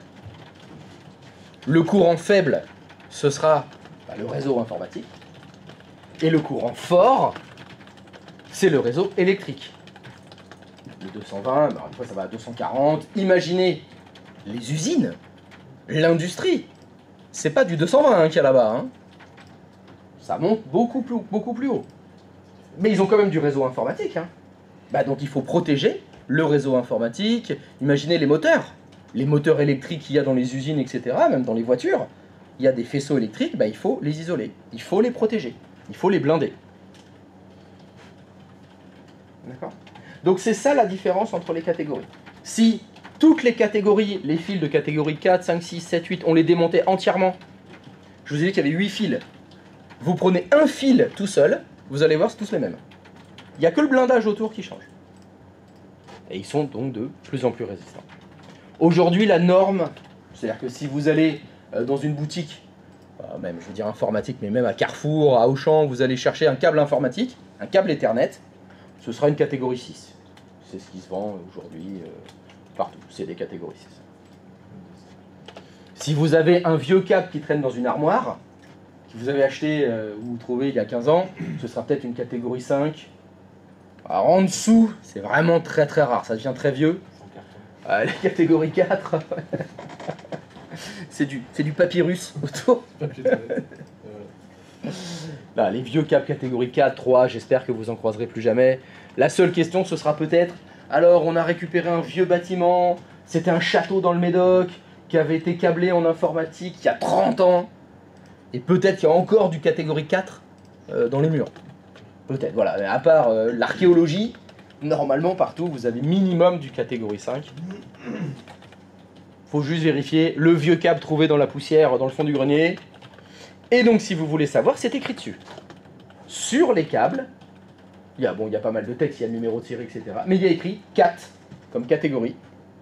Catégorie 4, catégorie 5, catégorie 6, 6E, 7, 8, 9, 10. Faut pas se mentir, demain il y aura des nouvelles catégories, hein. Ça n'arrête pas de s'améliorer. Hein. C'est plus cher. Alors, étrangement, non. Le prix d'un câble réseau aujourd'hui, le prix du mètre linéaire du câble réseau, c'est le même. Simplement, la catégorie change. C'est la loi de l'offre et la demande, en fait, tout simplement. Si aujourd'hui, tu veux acheter un câble de catégorie 8, ça va te coûter cher. Hein. Mais dans 10 ans, le câble de catégorie 8, il sera au prix du câble de catégorie 6 d'aujourd'hui. Parce qu'ils vont en faire des millions de kilomètres dans toutes les usines, et les systèmes de production vont se normaliser. Il y aura des concurrents, et donc le prix va baisser. C'est comme les voitures électriques, comme voilà. Si tu achètes dans le marché, normalement tu achètes bien. Pardon ? Ça dépend de l'environnement. Le prix dépend de l'environnement ? Oui. Comment ça ? Enfin, nous, on utilisait du câble pour les hydrocarbures, l'insertion de service. Et, ah oui, non, mais là c'est pas pareil. La gaine, elle était, on était obligé d'avoir des câbles pour... Mais là c'était à cause de la corrosion, je suppose, des vapeurs, pour éviter que ça bouffe le plastique. Voilà, c'est ça. Mais dans ce cas-là, c'est pas le blindage. C'est pas le blindage la problématique, c'est l'enrobage. Voilà, mais là c'est des métiers spécifiques. Là on est dans du métier industriel. Mais si pareil, ton câble, je le démonte entièrement, les fils qui sont dedans, c'est le même que cela. Il y a des câbles sous-marins et tout, oui, mais évidemment, il y a des câbles spéciaux dans certains endroits qui ont des problématiques spéciaux. Il faut des câbles anti-attaque de requins. Parce que les requins, ils mangent le câble. C'est con, ça, Internet. Bah oui, ils nous mangent Internet. Alors on n'a plus Netflix parce que les câbles, ils ont été bouffés par les requins. On n'a plus de gaz, pour chose de certain. Oui, les requins qui attaquent les gazoducs sous-marins. Oui, Ils sont des grosses dents, hein. des requins ukrainiens ou américains. Bah non, ça peut pas être eux. Mais non, parce qu'ils sont, c'est pas la même mer. Ah oui. Mais non, c'est la mer du Nord, c'est des requins russes. Peut-être allemands. Peut-être ukrainien. C'est arrivé Les sur les... gazoducs aussi, c'est pas sûr. Ah oui, mais c'est pas lui qui a été attaqué par les requins. Non, mais C'est pas pareil. Bon, ouais, on saura jamais. Ah bah les requins terrestres, elle va être dure à passer celle-là. Ils sont cachés dessous. Ah, c'est des requins dans des aquariums. Voilà, tu les pousses. Non. Alors, donc, oui. J'ai une petite question. Non, mais arrêtez de dire j'ai une question. Du coup, J'ai dit, vous dites Christophe, c'est tout. Si vous levez la main pour me parler, c'est parce que vous avez une question. C'est pas pour vous demander comment je vais. Sur la tension en fait, qui est mise dans les... Oui, dans les câbles électriques. Oui. Quand tu as, par exemple, moi à la maison, j'ai des caméras qui sont alimentées en PoE. Ah, ça c'est autre chose. Ça, Ça c'est encore autre chose. Ah, c'est encore autre chose. D'accord. C'est encore autre chose. Bah, je vais être obligé d'en parler. Non, tu l'as dit, je sais pas. C'est quoi le PoE? C'est le Power over Ethernet. C'est-à-dire que tu as un appareil informatique sur lequel tu dois brancher un câble. Bon, ça c'est pour le réseau. On prend une caméra, c'est un bon exemple, mais cette caméra pour fonctionner, elle a besoin d'électricité aussi. Donc il te faut une deuxième prise. Bon, moi la caméra, je veux la mettre en haut sur le toit là, de la maison. Sur le toit de la maison, j'ai pas d'électricité. Hein. Ah, donc c'est chiant, faut tirer deux câbles. Il faut que je tire mon câble informatique et aussi un câble électrique. Bon bah le principe du PoE, c'est l'électricité, elle arrive par le câble informatique. Ça veut dire que power, donc l'électricité, alors bien sûr, c'est pas du 220, c'est pas du 220, c'est le 12 volts hein, qui arrive par le... Voilà, on monte à 12 volts, t'as le 12 volts qui arrive par le réseau informatique. Oui, mais un peu comme l'USB-C, enfin l'USB qui veut... Oui, l'USB peut alimenter un appareil externe Ouais. de petit voltage. Ouais. Tu peux le faire. C'est la même chose, voilà. C'est la même chose mais sur le réseau. Ce qui t'évite bien évidemment d'avoir à tirer un câble électrique 220 en plus de ton câble réseau. C'est plus pratique. Bon, ça alimente que des petits appareils. Hein. Faut pas rêver. Hein. Tu vas pas mettre un écran en PoE. Hein. Il n'y a pas ça encore. Les vidéoprojecteurs, je crois pas qu'on les ait en PoE encore. Hein. Les bornes Wi-Fi. Les Bornes Wi-Fi. Des bornes Wi-Fi, voilà, mais c'est léger. Ouais, ça. Ah, c'est ce qui marche en 12 volts en fait. Tout ce qui marche à peu près en 12 volts, ça peut exister en version PoE. C'est le même câble. Oui, t'as qu'un seul câble. T'as un seul câble qui va faire passer le réseau et l'électricité. Petite électricité, hein, faible voltage. Hein. La caméra, elle est obligée d'être alimentée en réseau. Ah non, non, non, non, non, il y a des caméras autonomes qui enregistrent en local et puis il faudra venir récupérer les infos sur ta caméra. T'es pas obligé d'être en réseau. Il y a une caméra Wi-Fi. Ah bah oui, mais le Mais là, Wi-Fi c'est quoi? L'électricité, le Wi-Fi, c'est compliqué. Ah, l'électricité sans fil. Pas mal, pas mal. Faut pas se mettre entre l'émetteur et le récepteur. Hein. Si tu te mets au milieu, tu crames. 300 watts d'un coup. Bim. Je veux dire, il n'y a plus besoin du câble réseau, quoi. Oui, mais tu as besoin d'électricité. Là, non, mais là, on parlait d'autre chose. On parlait justement, c'est un appareil à brancher électriquement et aussi informatiquement. Et je voudrais passer qu'un seul câble. Et bien lui, c'était sa caméra. Il va la brancher en Ethernet. Et donc c'est ce que ça veut dire. PoE, c'est Power over Ethernet. Ce qui fait que l'électricité passe par le câble Ethernet. Et là, c'est autre chose. Le Wi-Fi, c'est autre chose. Du coup, il n'y a plus de couche physique, quoi. Et bien sûr que si, il y a la couche physique. C'est Internet, la couche physique. C'est Ethernet. C'est le câble Ethernet, c'est ça. La couche physique, elle est là. Sa caméra, elle est branchée sur un câble comme ça. Ça, c'est physique, tu peux le toucher. Mais là, t'es pas sur Ah, c'est Internet. c'est sur Internet. On parle pas d'Internet. Hein. On est en local. On parle d'Ethernet. 45. Si jamais sa caméra serait en Wi-Fi. Mais c'est pas le cas. Là, déjà, est-ce que tu comprends ce qu'il a expliqué? Oui, j'ai compris. Ah, très bien. Le sujet est clos donc. Ok. Nouvelle question. Oui, vous avez une question, monsieur? Si jamais c'est une caméra électrique qui a besoin d'être alimentée. Non, alors, les caméras sont toutes électriques. Oui. Tous les appareils ont besoin d'électricité pour fonctionner. Il faut une source d'électricité. Lui, sa source, c'est mon câble réseau. Le câble, il fait réseau plus électricité. C'est PO.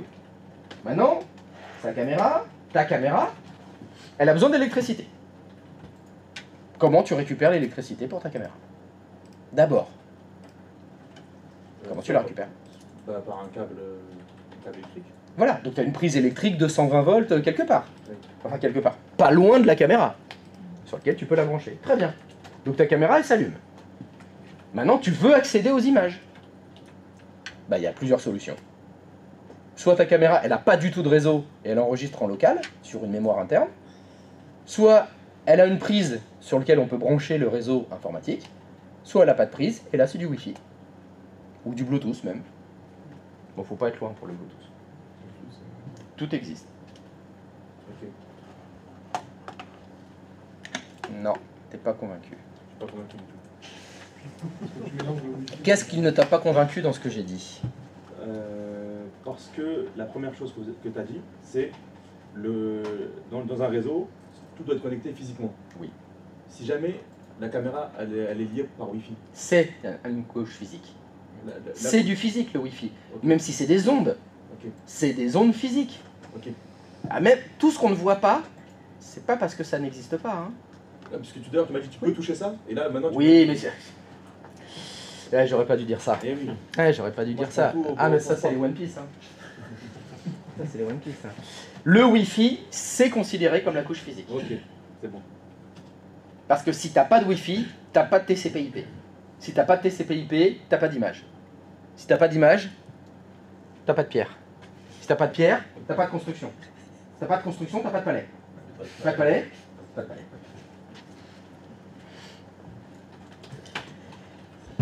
Donc oui, Wi-Fi, Ethernet, Bluetooth, si vous voulez, tout ça c'est la couche physique. C'est l'interconnexion physique. Laser, ça existe aussi. Hertzien, ça existe aussi. Satellite, ça existe aussi. Tout ça c'est la couche physique. Starlink, c'est la couche physique. Mais celle que vous allez le plus rencontrer, c'est Ethernet. Starlink, ça dépend où vous êtes.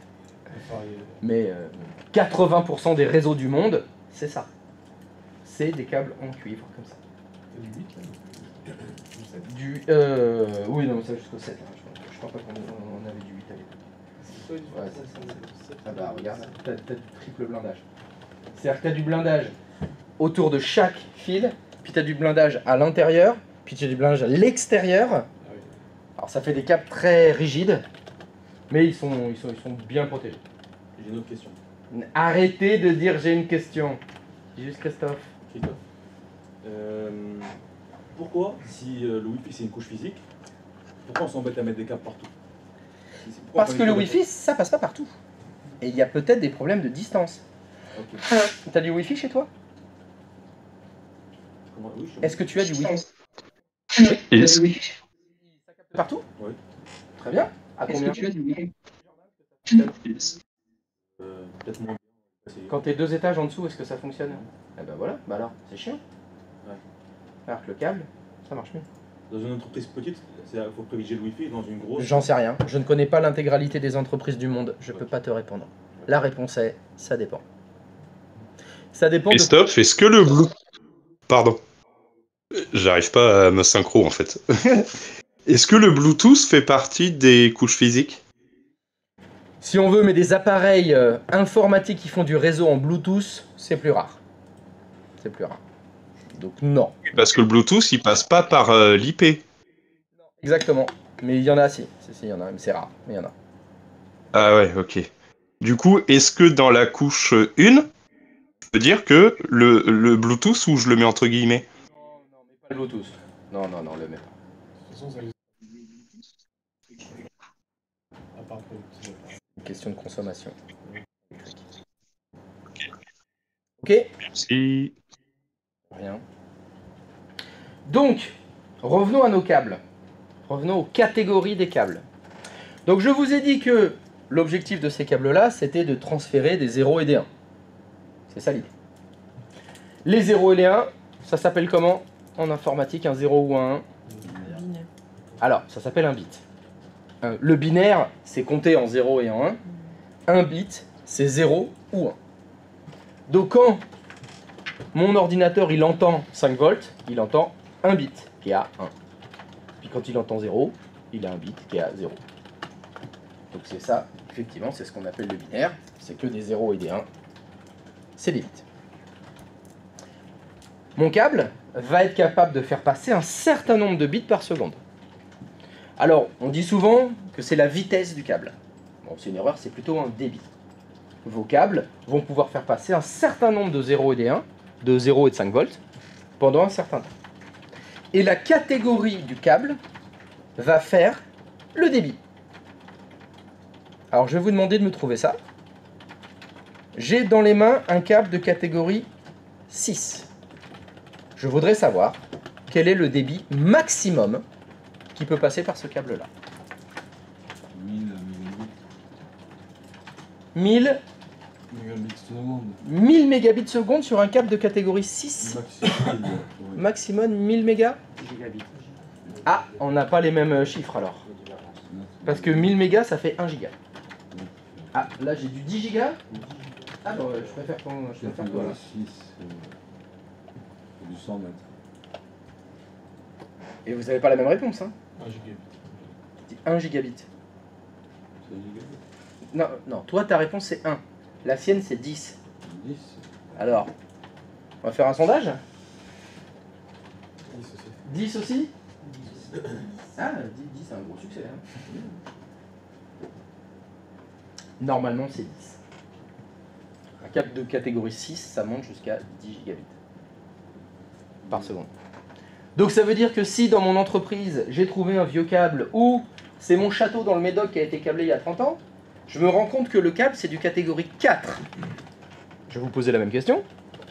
J'ai un câble de catégorie 4, quel est le débit maximum que je peux atteindre avec un câble de catégorie 4?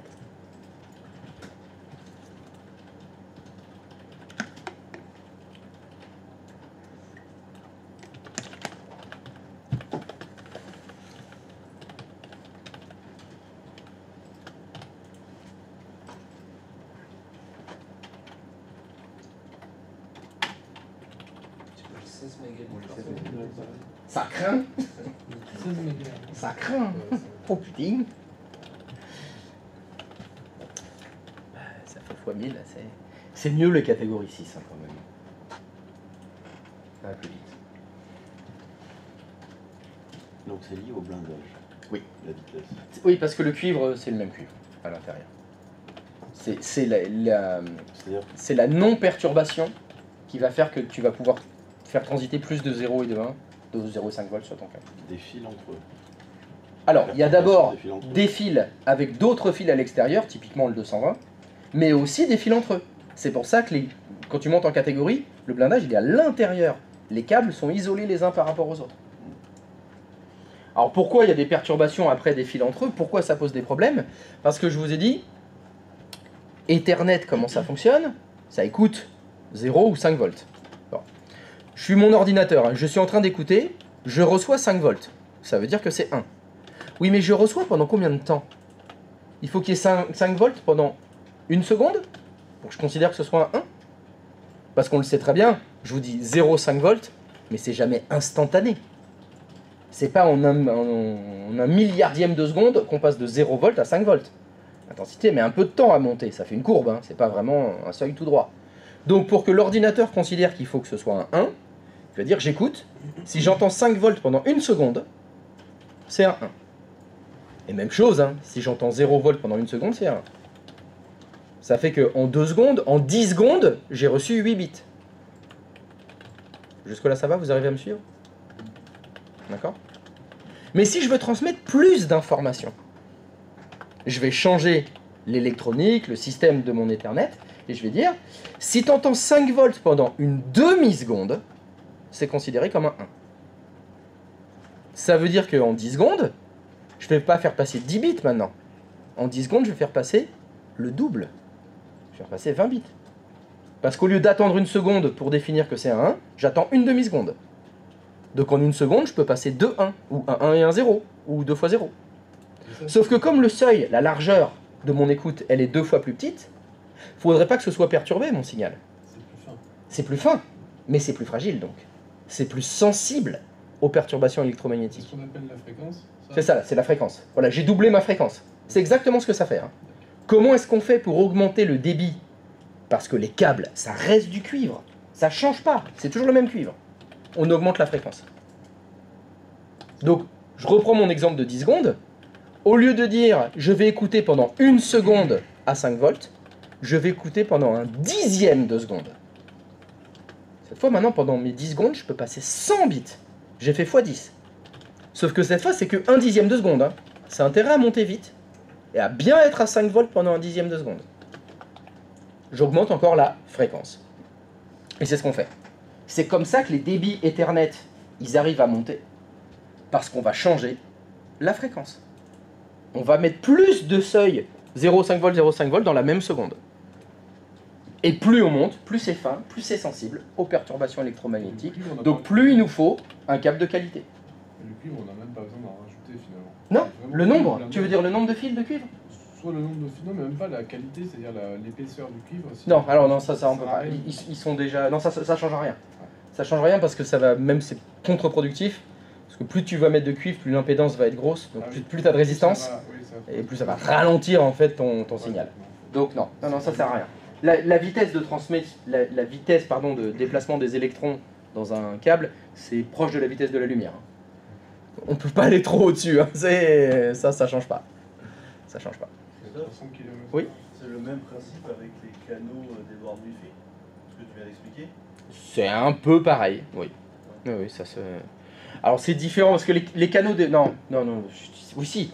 Si, parce qu'il y a une question de perturbation. Ouais. Tu as le même résultat. Le même résultat, c'est que si on est des canaux trop proches, il y a un canal qui perturbe l'autre. Et donc on va les écarter, entre guillemets, pour utiliser des fréquences éloignées, donc il y a moins de perturbation. Là, c'est un petit peu la même chose, sauf que moi, ce que je disais, c'était on augmente la fréquence. Si tu veux faire la comparaison, ce serait le blindage de tes câbles. Ouais. C'est comme si tu écartais les canaux de ton Wi-Fi. C'est plutôt ça, pour éviter qu'ils se chevauchent, en fait, Ok. tes canaux. Et là, tu vois, je disais qu'il y avait les catégories 6, premier en 2002, donc utilisait que du 1 méga en fait. Donc faire attention. Un méga? Non, non, non, pas un non, méga. méga, Non. pardon, mais 1 giga. 1 giga ou 2 giga. Parce Un qu'à giga. l'époque, bah, c'est pas du 6A, c'est du 6E. Non. Ouais. 6 tout court. Et ils mettaient 6 et 6A. Et 7 et 7A. Je sais pas si ça. Je sais pas sur quoi t'es là. Sur Internet. Oui, mais quel internet? T'es sur ChatGPT? Non. Ah, je vais pas là-dessus. Il faut demander à Chat. Tu vas pas là-dessus? Non, Non, mais il faut y aller, hein.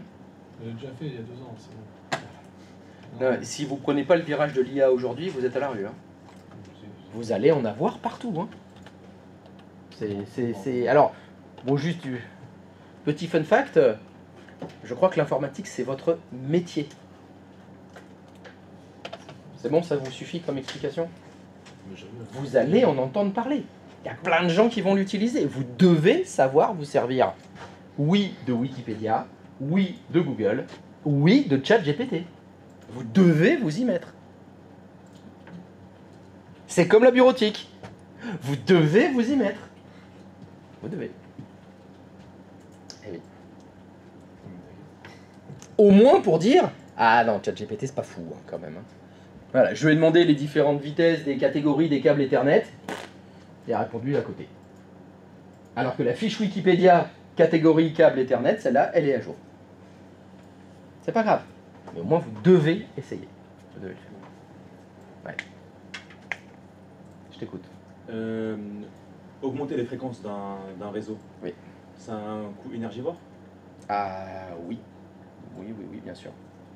C'est pas fou, hein, ça ne changera pas beaucoup. Ok. Mais oui, oui, c'est un peu plus gourmand. Mais tu verras pas la différence sur ta facture d'électricité. Hein. Non, pas par rapport à moi, par rapport à, je parlais à une entreprise. Non, ou quoi, non, non, non, c'est non, peut-être ça. non, non, tu verras pas la différence. Il y a un petit peu plus de watts consommés, mais c'est pas grand C'est chose. la seule contrepartie quoi, à augmenter. Ah non, non, non. Et La contrepartie, c'est le câble. Ouais.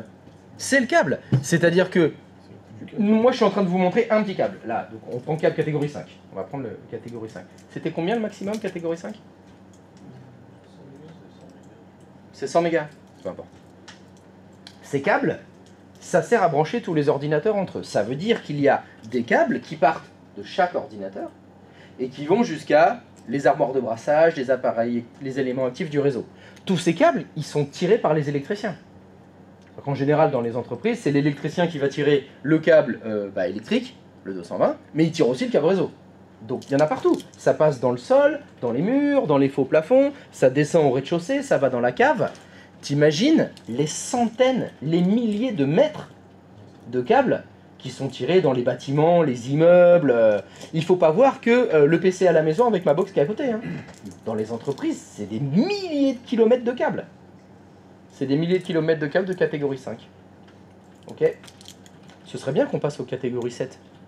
Qu'est-ce qu'on fait? Ça va piquer, ouais. Il faut remplacer les 400 km de câbles du bâtiment, qui étaient en catégorie 5, pour les passer en catégorie 7, 8, ce que tu veux. Le coût, il est pharaonique. C'est énorme pour les entreprises. C'est ça le problème. Donc ça se met pas à jour comme ça. Hein. Ouais. Ça se met pas en un claquement de doigts, ah, on change tous les câbles. Non, non, c'est pas le câble qui va à la prise. Hein. C'est ce qui est derrière la prise, le problème. Oui, ça coûte très très cher en fait. Donc c'est pour ça que vous rencontrerez certainement ce problème-là chez un client. Vous allez dire, mais le réseau, il est à 100 mégas. Oui, parce que ce bâtiment, ils ont tiré les câbles il y a 20 ans. Les câbles Ethernet, ils ont été passés il y a 20 ans. Il y a 20 ans, ils ont mis du catégorie 4, du catégorie 5, ce qu'il y avait à l'époque. Ah oui, ça leur coûte 2 millions d'euros de recabler tout le bâtiment. Ah ouais, bah, ils n'ont pas les sous. Donc vous avez du câble de moins bonne qualité, donc le réseau il est plus lent. Et on peut rien faire. Voyez ça, les catégories des câbles, comme la dimension d'un tuyau dans lequel vous faites passer de l'eau. Si vous avez un tout petit tuyau, il n'y a pas de magie. Hein. Vous ne pouvez pas faire passer un débit énorme dans un petit tuyau. C'est pareil pour le réseau. Et tous les fils Ethernet, tous les câbles, c'est les tuyaux par lesquels toute l'information passe. Si c'est des petits tuyaux, le débit sera petit. Comme ça. Est-ce que le câble, il a une capacité maximale? C'est-à-dire qu'un jour, on ne pourra plus l'exploiter au maximum? Et c'est ce que je vous ai demandé de chercher. Là. Je vous ai demandé de chercher quelle était la vitesse maximale du câble de catégorie 8. Enfin 8, peu importe. Le chiffre, c'était 10 gigabits seconde au maximum. Comme c'est écrit que c'est la vitesse maximum, c'est donc la vitesse maximum. La maximum. Par contre, si tu mets un câble de catégorie 7, là, ça va monter. Si tu mets un câble de catégorie 8, ça va monter.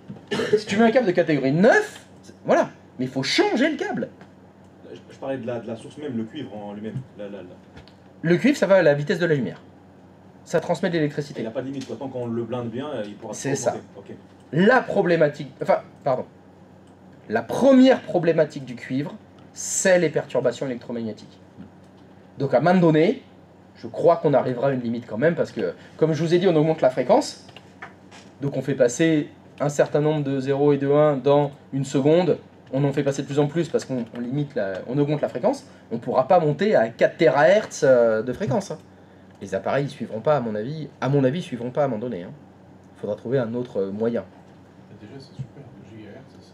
Ah mais déjà c'est impressionnant hein, ce qu'on met dedans. D'ailleurs pour ça, si vous regardez que vous achetez un câble de catégorie 6, 7, peu importe, c'est écrit la fréquence dessus.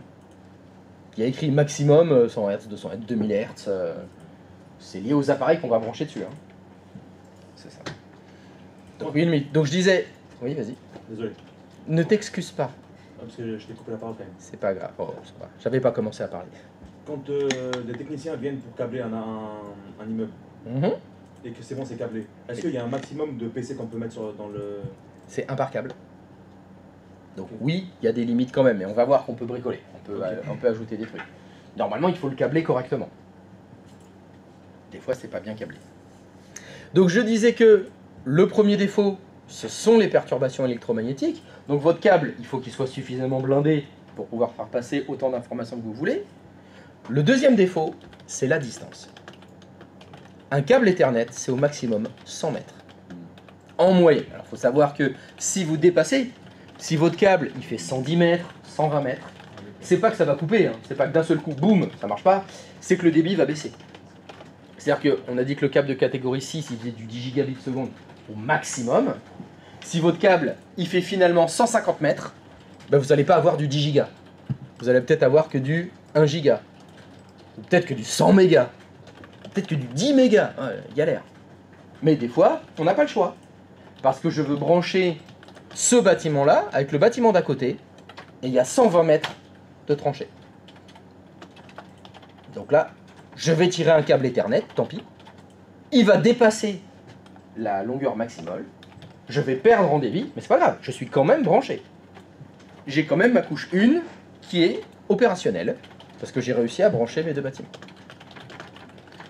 Donc pour pallier à ces deux problèmes-là, la distance maximale et les perturbations électromagnétiques, eh ben on n'utilise plus le cuivre dans ce cas-là, on utilise la fibre optique. C'est le deuxième moyen d'interconnecter des ordinateurs ensemble. On passe en fibre optique. Et la fibre optique, elle, les deux défauts d'Ethernet, qui sont les perturbations électromagnétiques et la distance maximum, et bien là c'est écrasé, il n'y a plus ça. Perturbation électromagnétique, zéro, il n'y en a pas. Hein. Une fibre optique, ça ne peut pas être perturbé par l'électricité. Deuxièmement, la distance, il n'y a théoriquement pas de limite. Alors, ce qui n'est pas encore vrai aujourd'hui, parce qu'une fibre optique, ça transmet pas de l'électricité, ça transmet quoi? De la lumière. Bon, de toute façon, c'est savoir que la lumière, dans le vide, rien ne l'arrête. Bah, une fibre optique, c'est pas vide. C'est pas du vide. C'est une sorte de verre, hein. C'est un polymère, on va dire c'est du verre si vous voulez. Et évidemment, le verre des fibres optiques, il n'est pas pur à 100%. Il y a quand même des impuretés qui fait que les fibres optiques, même si aujourd'hui elles font des kilomètres hein, de long, hein, ça se compte en kilomètres hein, les fibres optiques, hein. À un moment donné, le signal, il faut un répéteur. Il faudra le répéter. On ne peut pas faire une fibre optique qui fait 10 000 km. Même si on avait les moyens hein, de la créer, on ne pourrait pas. Le signal, quand même, perdrait en intensité parce que bah, ils ne sont pas purs. Ils sont pas dans le vide. Mais voilà, c'est l'autre solution. Je veux interconnecter des grandes distances, j'utilise la fibre optique. Le défaut de la fibre optique, en général il y en a deux. Premièrement, le prix. Ça vaut beaucoup plus cher les fibres optiques au mètre linéaire. Hein. 1 mètre de fibre optique, ça vaut 10 à 20 fois plus cher qu'un mètre de câble Ethernet. donc c'est plus cher. Deuxièmement, comme c'est du verre, c'est beaucoup plus fragile. Donc là, c'est mécaniquement. Une fibre optique, on l'a pliée, elle est cassée, c'est mort. Ça ressemble à du verre, donc c'est fragile comme du verre. Donc ça supporte pas de faire des angles droits, les torsions, les frictions, tout ça. C'est d'ailleurs pour ça que les fibres optiques en général, il y a beaucoup plus de plastique autour d'une fibre optique que de fibre optique. Hein, c'est plus fin qu'un cheveu, hein, une fibre optique. Donc là, bah, ça dépendra. Si vous avez un souci de distance, on met de la fibre optique. Si vous avez un souci de perturbation électromagnétique, on fait de la fibre optique. Vous avez peut-être de la fibre optique. Christophe, avec la fibre, normalement, on met des répéteurs de lumière tous les 5 km. Mais du coup, avec Ethernet, vu que tu dis que au niveau de la distance, on a une baisse de signal, on peut pas mettre de répéteur de signal en Ethernet? Si, bien sûr. Tous les 100 mètres. Voilà. Ah ouais, ok. Ouais, donc trop de contraintes. Ça dépend. C'est comme tu veux. C'est comme tu veux. Tu mets un répéteur tous les 100 mètres. Ou tous les 5 km. C'est vous qui voyez. Ça dépend de la distance entre tes deux bâtiments. Hein. Si tu as deux bâtiments interconnectés, et par exemple, il y a 200 mètres, il va falloir se poser la question. Qu'est-ce qui va nous coûter le moins cher? Passer une fibre optique qui va faire 200 mètres ou mettre 100 mètres de cuivre, un répéteur, et 100 mètres de cuivre. Voilà. Faut se poser. Qu'est-ce qui va être le meilleur? Oui. Oui. Ok. Ok. C'est quelque chose qui répète un signal. Comme mon cuivre, physiquement, au bout de 100... C'est une petite boîte. Une boîte dans laquelle on branche les fils. Ok. C'est tout simplement. Mais cette boîte, elle a besoin d'électricité. Que ce soit un répéteur fibre optique ou un répéteur de Ethernet, un cuivre, dans les deux cas, il faut de l'électricité. Bon, en général, quand tu creuses la tranchée pour mettre ton câble Ethernet ou ta fibre optique si tu en as besoin, bah, tu passes l'électricité avec, hein. Vaut mieux. Là où c'est con, c'est si tu n'y as pas pensé. On a passé le câble. Ah non, on n'a pas mis l'électricité. Merde, bah faut refaire une tranchée. C'est con, hein. C'est ce qui se passe d'ailleurs, hein. Nos continents, donc je parle de l'Europe, l'Amérique, etc., sont interconnectés avec des fibres optiques. Il y a des câbles au fond de l'océan, c'est des fibres optiques, dans lesquelles il y a des répéteurs. Hein, parce qu'il n'y a pas un câble unique qui est capable de faire les 5000 km qu'il y a entre New York et Brest. Il y en a beaucoup qui partent de Brest. Le répéteur, son but, outre le fait d'interconnecter deux câbles différents, c'est de répéter le signal pour le renforcer. Le renforcer. Pour le remonter. On le remonte. Parce qu'il a perdu en intensité. Ben, on va le rebooster, on renvoie de la lumière. Si c'est un répéteur optique, hein, bien sûr. Si c'est un répéteur Ethernet, c'est de l'électricité. Donc boum, il rembalance 5 volts. Du coup, quand on a fait la fibre optique en France, on a récupéré par exemple le câble qui arrive de New York, je sais pas, à Brest. Il sort de l'eau. Il arrive à Brest. Il arrive là, donc là on a un super signal. Il arrive, il sort de l'eau, il est tout frais. Et après il faut le dispatcher. Là il y a des genres d'aiguillage. C'est ça. Et donc là par contre on va faire des sortes de méga répéteurs. Un peu partout, il y a des nœuds, je sais pas comment on appelle ça. Oui, c'est ça, ouais. Ça s'appelle un nœud optique. Et donc ça veut dire que si tu es proche du nœud, tu auras un meilleur signal que si tu es un peu loin. Par exemple. Alors ça dépend. Non, il y a trop de dépendance pour que je puisse te répondre. Oui. Si tu habites à Brest, tu as un super débit internet. Et puis si tu habites à Strasbourg, ça craint. Là, non, laisse tomber. Non, c'est pas si simple. C'est pas si simple, c'est pas comme l'eau. Parce que malgré tout, t'as beau être en optique, tu n'as pas forcément la même qualité d'Internet pour plein d'autres raisons. Tu vas dire, Pardon. Oui, il y a beaucoup trop d'autres raisons pour trancher à ce point-là. Regarde, déjà, tu peux être chez Orange, c'est de la merde, alors que tu es chez Free, tu as un super débit, alors que paradoxalement, à Bordeaux, tout le maillage des nœuds, des étoiles optiques qui ont été faits, ça appartient à Orange. C'est leur matos. C'est eux qui ont passé tous les câbles. Mais après, c'est eux qui choisissent. Parce qu'en fait, c'est un peu comme si tu arrivais, j'ai la réserve d'eau, et il y a des robinets qui partent de la réserve d'eau. Mais il y a quelqu'un qui ouvre plus ou moins le robinet. Tous les robinets, ils appartiennent à Orange.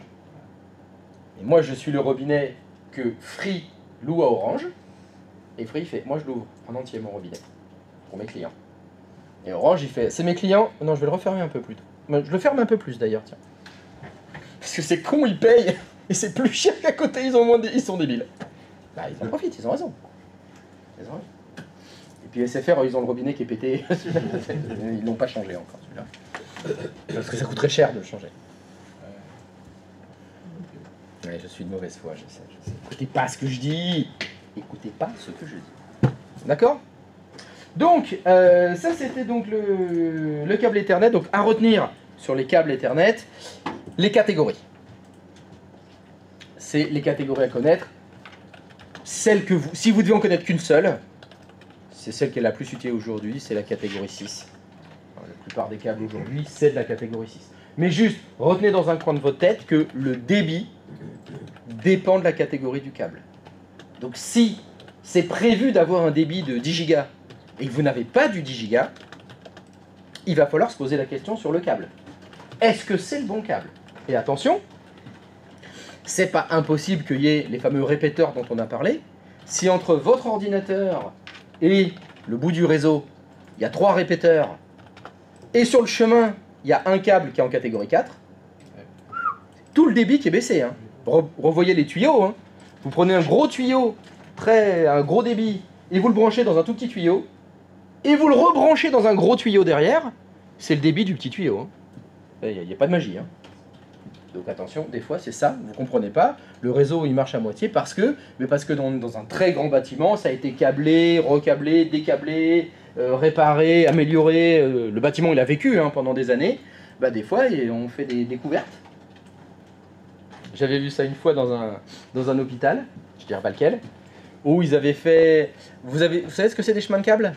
Ouais. Vous êtes dans des couloirs ou dans des sous-sols, et en haut, vous avez une espèce de grille qui longe, là, il y a une espèce de petit... Bon, c'est pas un rail, hein, c'est une grille toute plate, et dessus, on pose tous les câbles. Ouais. Bon, normalement, ce qu'il faut faire, c'est mettre le courant faible à droite et le courant fort à gauche. Ils avaient tout collé ensemble, bien serré avec des circlips.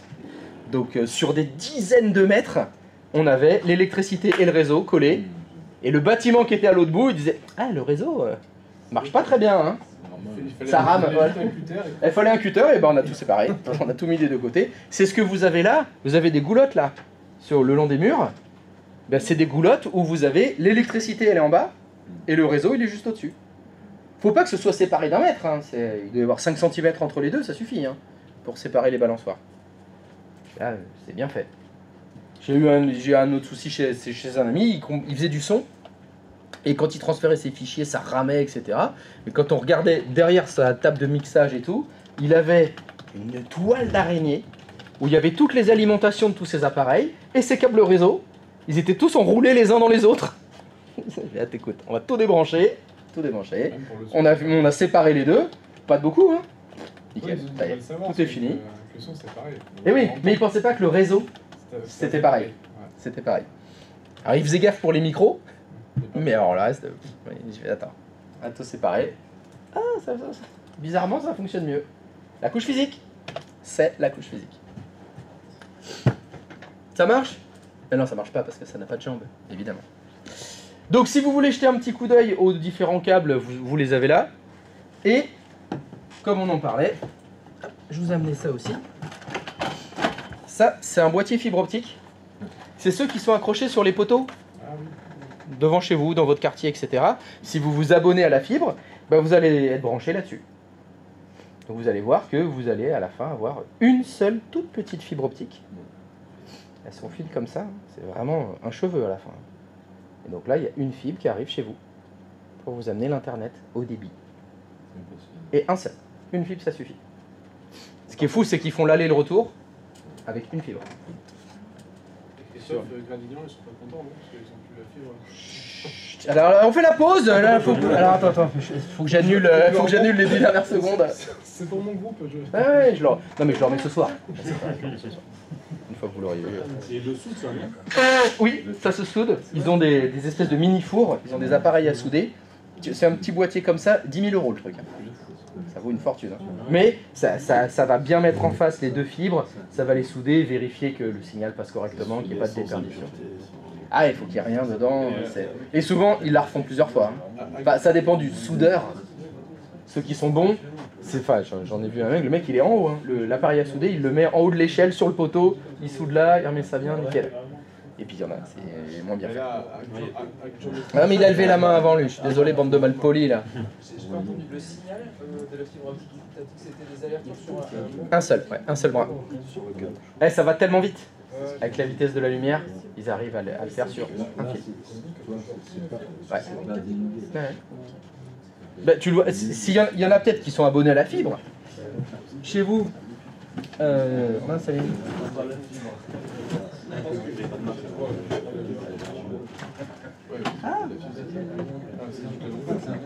C'est quoi ce bordel ?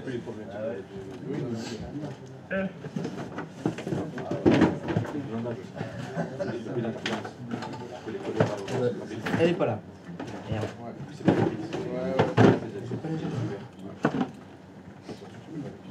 Mais le fil, si vous êtes abonné à la fibre, vous avez un fil qui va de la prise fibre qui est dans votre maison et qui va à votre box. C'est un câble. Et il y a un seul fil dedans. Il n'y en a qu'un seul. Et d'ailleurs, quand il passe, il met la lumière. Bah oui, pour voir si c'est branché de l'autre côté. C'est tout con, hein. Ouais. Ah oui, c'est... Par contre, ils n'ont pas trouvé les moyens quand on change, par exemple, quand il a pas appelé.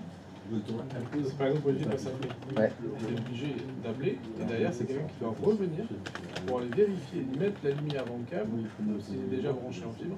Ils viennent te débrancher, ils vérifient la lumière pour aller au panneau plus loin, pour voir lequel c'est, pour le débrancher, le brancher chez Free.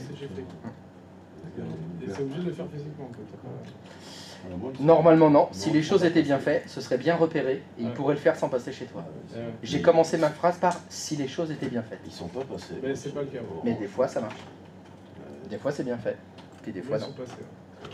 Oui. Pourquoi alors sur le convertisseur, il tire deux vertilleurs et Le convertisseur, je sais pas ce que c'est le convertisseur. Je comprends pas, je sais pas, c'est quoi ce que tu appelles un convertisseur fibre? Petit boîtier là qui permet, il y a la fibre qui arrive sur le convertisseur et après on part à la sortie du convertisseur, on prend sur le câble réseau, on prend un câble réseau, on vient se brancher sur Ah, le convertisseur Fiber Channel Ethernet. C'est ça. D'accord, oui. Parce qu'ils arrivent, il y a deux. Ah, c'est les anciennes technos ça. Avant c'était comme ça. D'accord. C'était comme ça. J'ai une retraite de retard. T'as des. C'est des connecteurs comme ça. C'est cela. C'est les oranges où t'avais deux fils. Ouais, c'est ça. C'est les anciens. Et là, t'avais une fibre qui servait à l'émission et l'autre la réception. Voilà, chez nous, ils n'ont pas évolué alors. Non, mais le problème, c'est aussi, il y a peut-être eu des achats de matériaux qui doivent durer 10 ans. Ils ont choisi une technologie, bah, ils la gardent parce que sinon, il faut changer les câbles. Il faut repasser les fibres. Il faut les ressouder, etc. C'est comme j'expliquais, des fois, le bâtiment il est câblé comme ça, bah, on reste comme ça. On reste dans cette techno-là. Qu'un seul brin optique, alors qu'il y a deux brins cuivre pour les retours. Non, il y en a 8 des brins de cuivre. Oui, mais il y a besoin d'une paire. Non, il y a plusieurs paires pour la communication. Avant, les catégories de 4, il y avait 4 fils. Les vieilles catégories de câbles, il n'y avait que 4 fils, et là, effectivement, il y avait une paire. Puis il y en a pour la liaison et l'alimentation. La vérification. Avant, il n'y en avait que 2. Il n'y en a qu'un. Pardon? Pour l'optique, donc, il n'y en a qu'un. Avec un, ça suffit. Donc, il y a des technos où il y en a 2. Le montant et le descendant. Ouais. En même temps. Ouais. Ça fait tout à la fois. Et c'est parce que la fréquence est beaucoup plus élevée, et donc ça peut oui. bloquer dans les deux sens. Ouais. Ils sont trop forts. Et surtout, avec la lumière, on peut faire passer plusieurs informations en même temps. Parce que si... Non, c'est comme ça. Regarde, je t'envoie un signal, la lumière, ça fait 1. Pas de lumière, c'est 0. Si je t'envoie une lumière bleue, je t'envoie 2 informations. À la même seconde, en fait. La fréquence, c'est la même. C'est juste que j'envoie 2 choses dans le même tic. Il y a de la lumière, oui, mais elle est bleue. Donc je peux t'envoyer 2, par exemple. Puis je t'envoie de la rouge, voilà, il y a tout le spectre. Longueur d'onde de la lumière. C'est comme ça qu'on peut monter sans forcément monter en fréquence. Ouais, ils sont forts. Oui.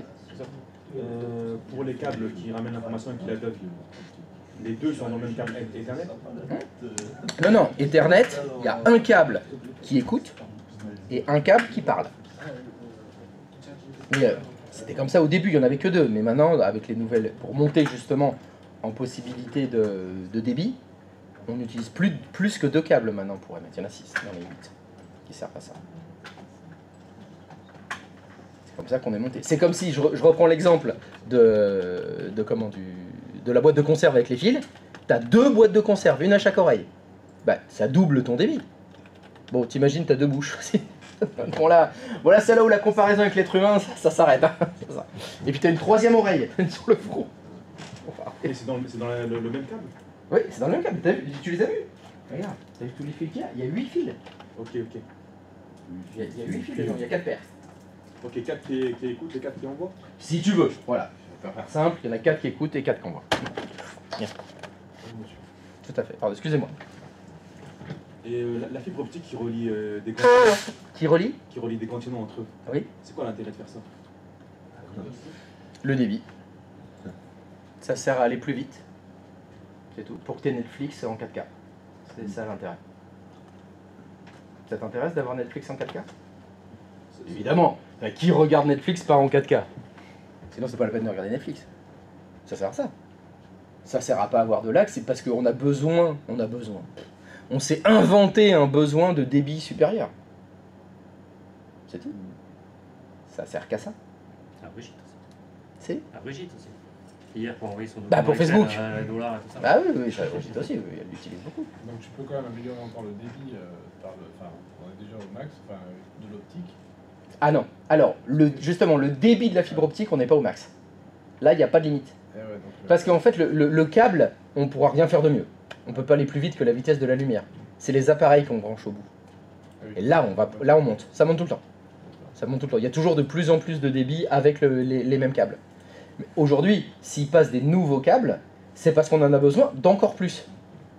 Parce que justement, ils ne veulent pas attendre qu'on ait inventé la fibre optique 3.0. Ils préfèrent passer des nouveaux câbles pour augmenter le nombre de tuyaux. Pour augmenter le débit global, en fait. Ça fait qu'on a de plus en plus de débit. C'est tout. Christophe? Oui. Par exemple, moi, je suis cassé. Ok, on va faire la pause. Non, parce que Désolé. Je suis en coaxial. Et ils sont malades. Coaxial? Oui. Non, mais on est en 2025. Vous allez prises avec.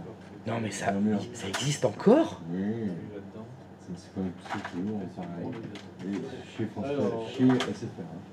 Et parce qu'il y a un boîtier, il met ça, et de l'autre côté, sur la box, en fait, c'est direction fibre. Donc ça fait... Putain, les enfoirés. Ça fait augmenter le débit. Donc ça fait que, en fait, ce qui arrive chez toi, c'est un fil de cuivre. Et ce fil de cuivre, avec un transformateur, il le transforme en fibre optique pour aller dans ta box. Non, en fait, quand il y a... Ah, j'ai pas compris alors. C'est le cuivre. Oui. Coaxial, c'est le cuivre, en fait. C'est un fil de cuivre. C'est un fil de cuivre. Oui, c'est ce que j'ai dit. En fait, compte, après, oui, ça rallie comme ça. Donc, alors, pourquoi, quand je t'ai dit c'est ça, tu m'as dit non? Je n'avais pas compris. Ah, d'accord. Bon, c'est exactement ce que je viens de dire, je crois. Hein. Non, mais c'est... Donc c'est là où... Coaxial, tu sais que c'est pour ça qu'ils ont eu un petit procès, SFR. Parce qu'ils disaient, ils te disaient, vous avez de la fibre. Oui, vous êtes fibré. Oui. Sous-entendu fibre optique, alors que c'est complètement faux. C'est de l'arnaque complet. Parce que tu as un tout petit tuyau qui arrive chez toi, et ils t'ont mis un gros tuyau entre le boîtier qui est chez toi et ta box. Mais comme il y a un tout petit tuyau derrière, ça change rien. Quand il touche à rien du tout, il faut juste une liaison... Fibre de 2 mètres. Voilà, et le reste, c'est du cuivre. Ils sont forts. Ah, mais c'est faire, ils sont très forts. Quoi? Elle est cassée?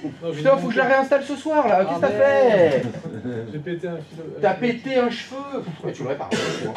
Non, c'est pas grave. Tu fais un nœud, tu fais un petit nœud, c'est... Oui. Tu disais que du coup, ils passaient des câbles dans les tranchées en plus pour avoir plus de débit de fibre optique. Oui, par exemple. Oui. Mais pourquoi les entreprises, elles peuvent pas faire ça?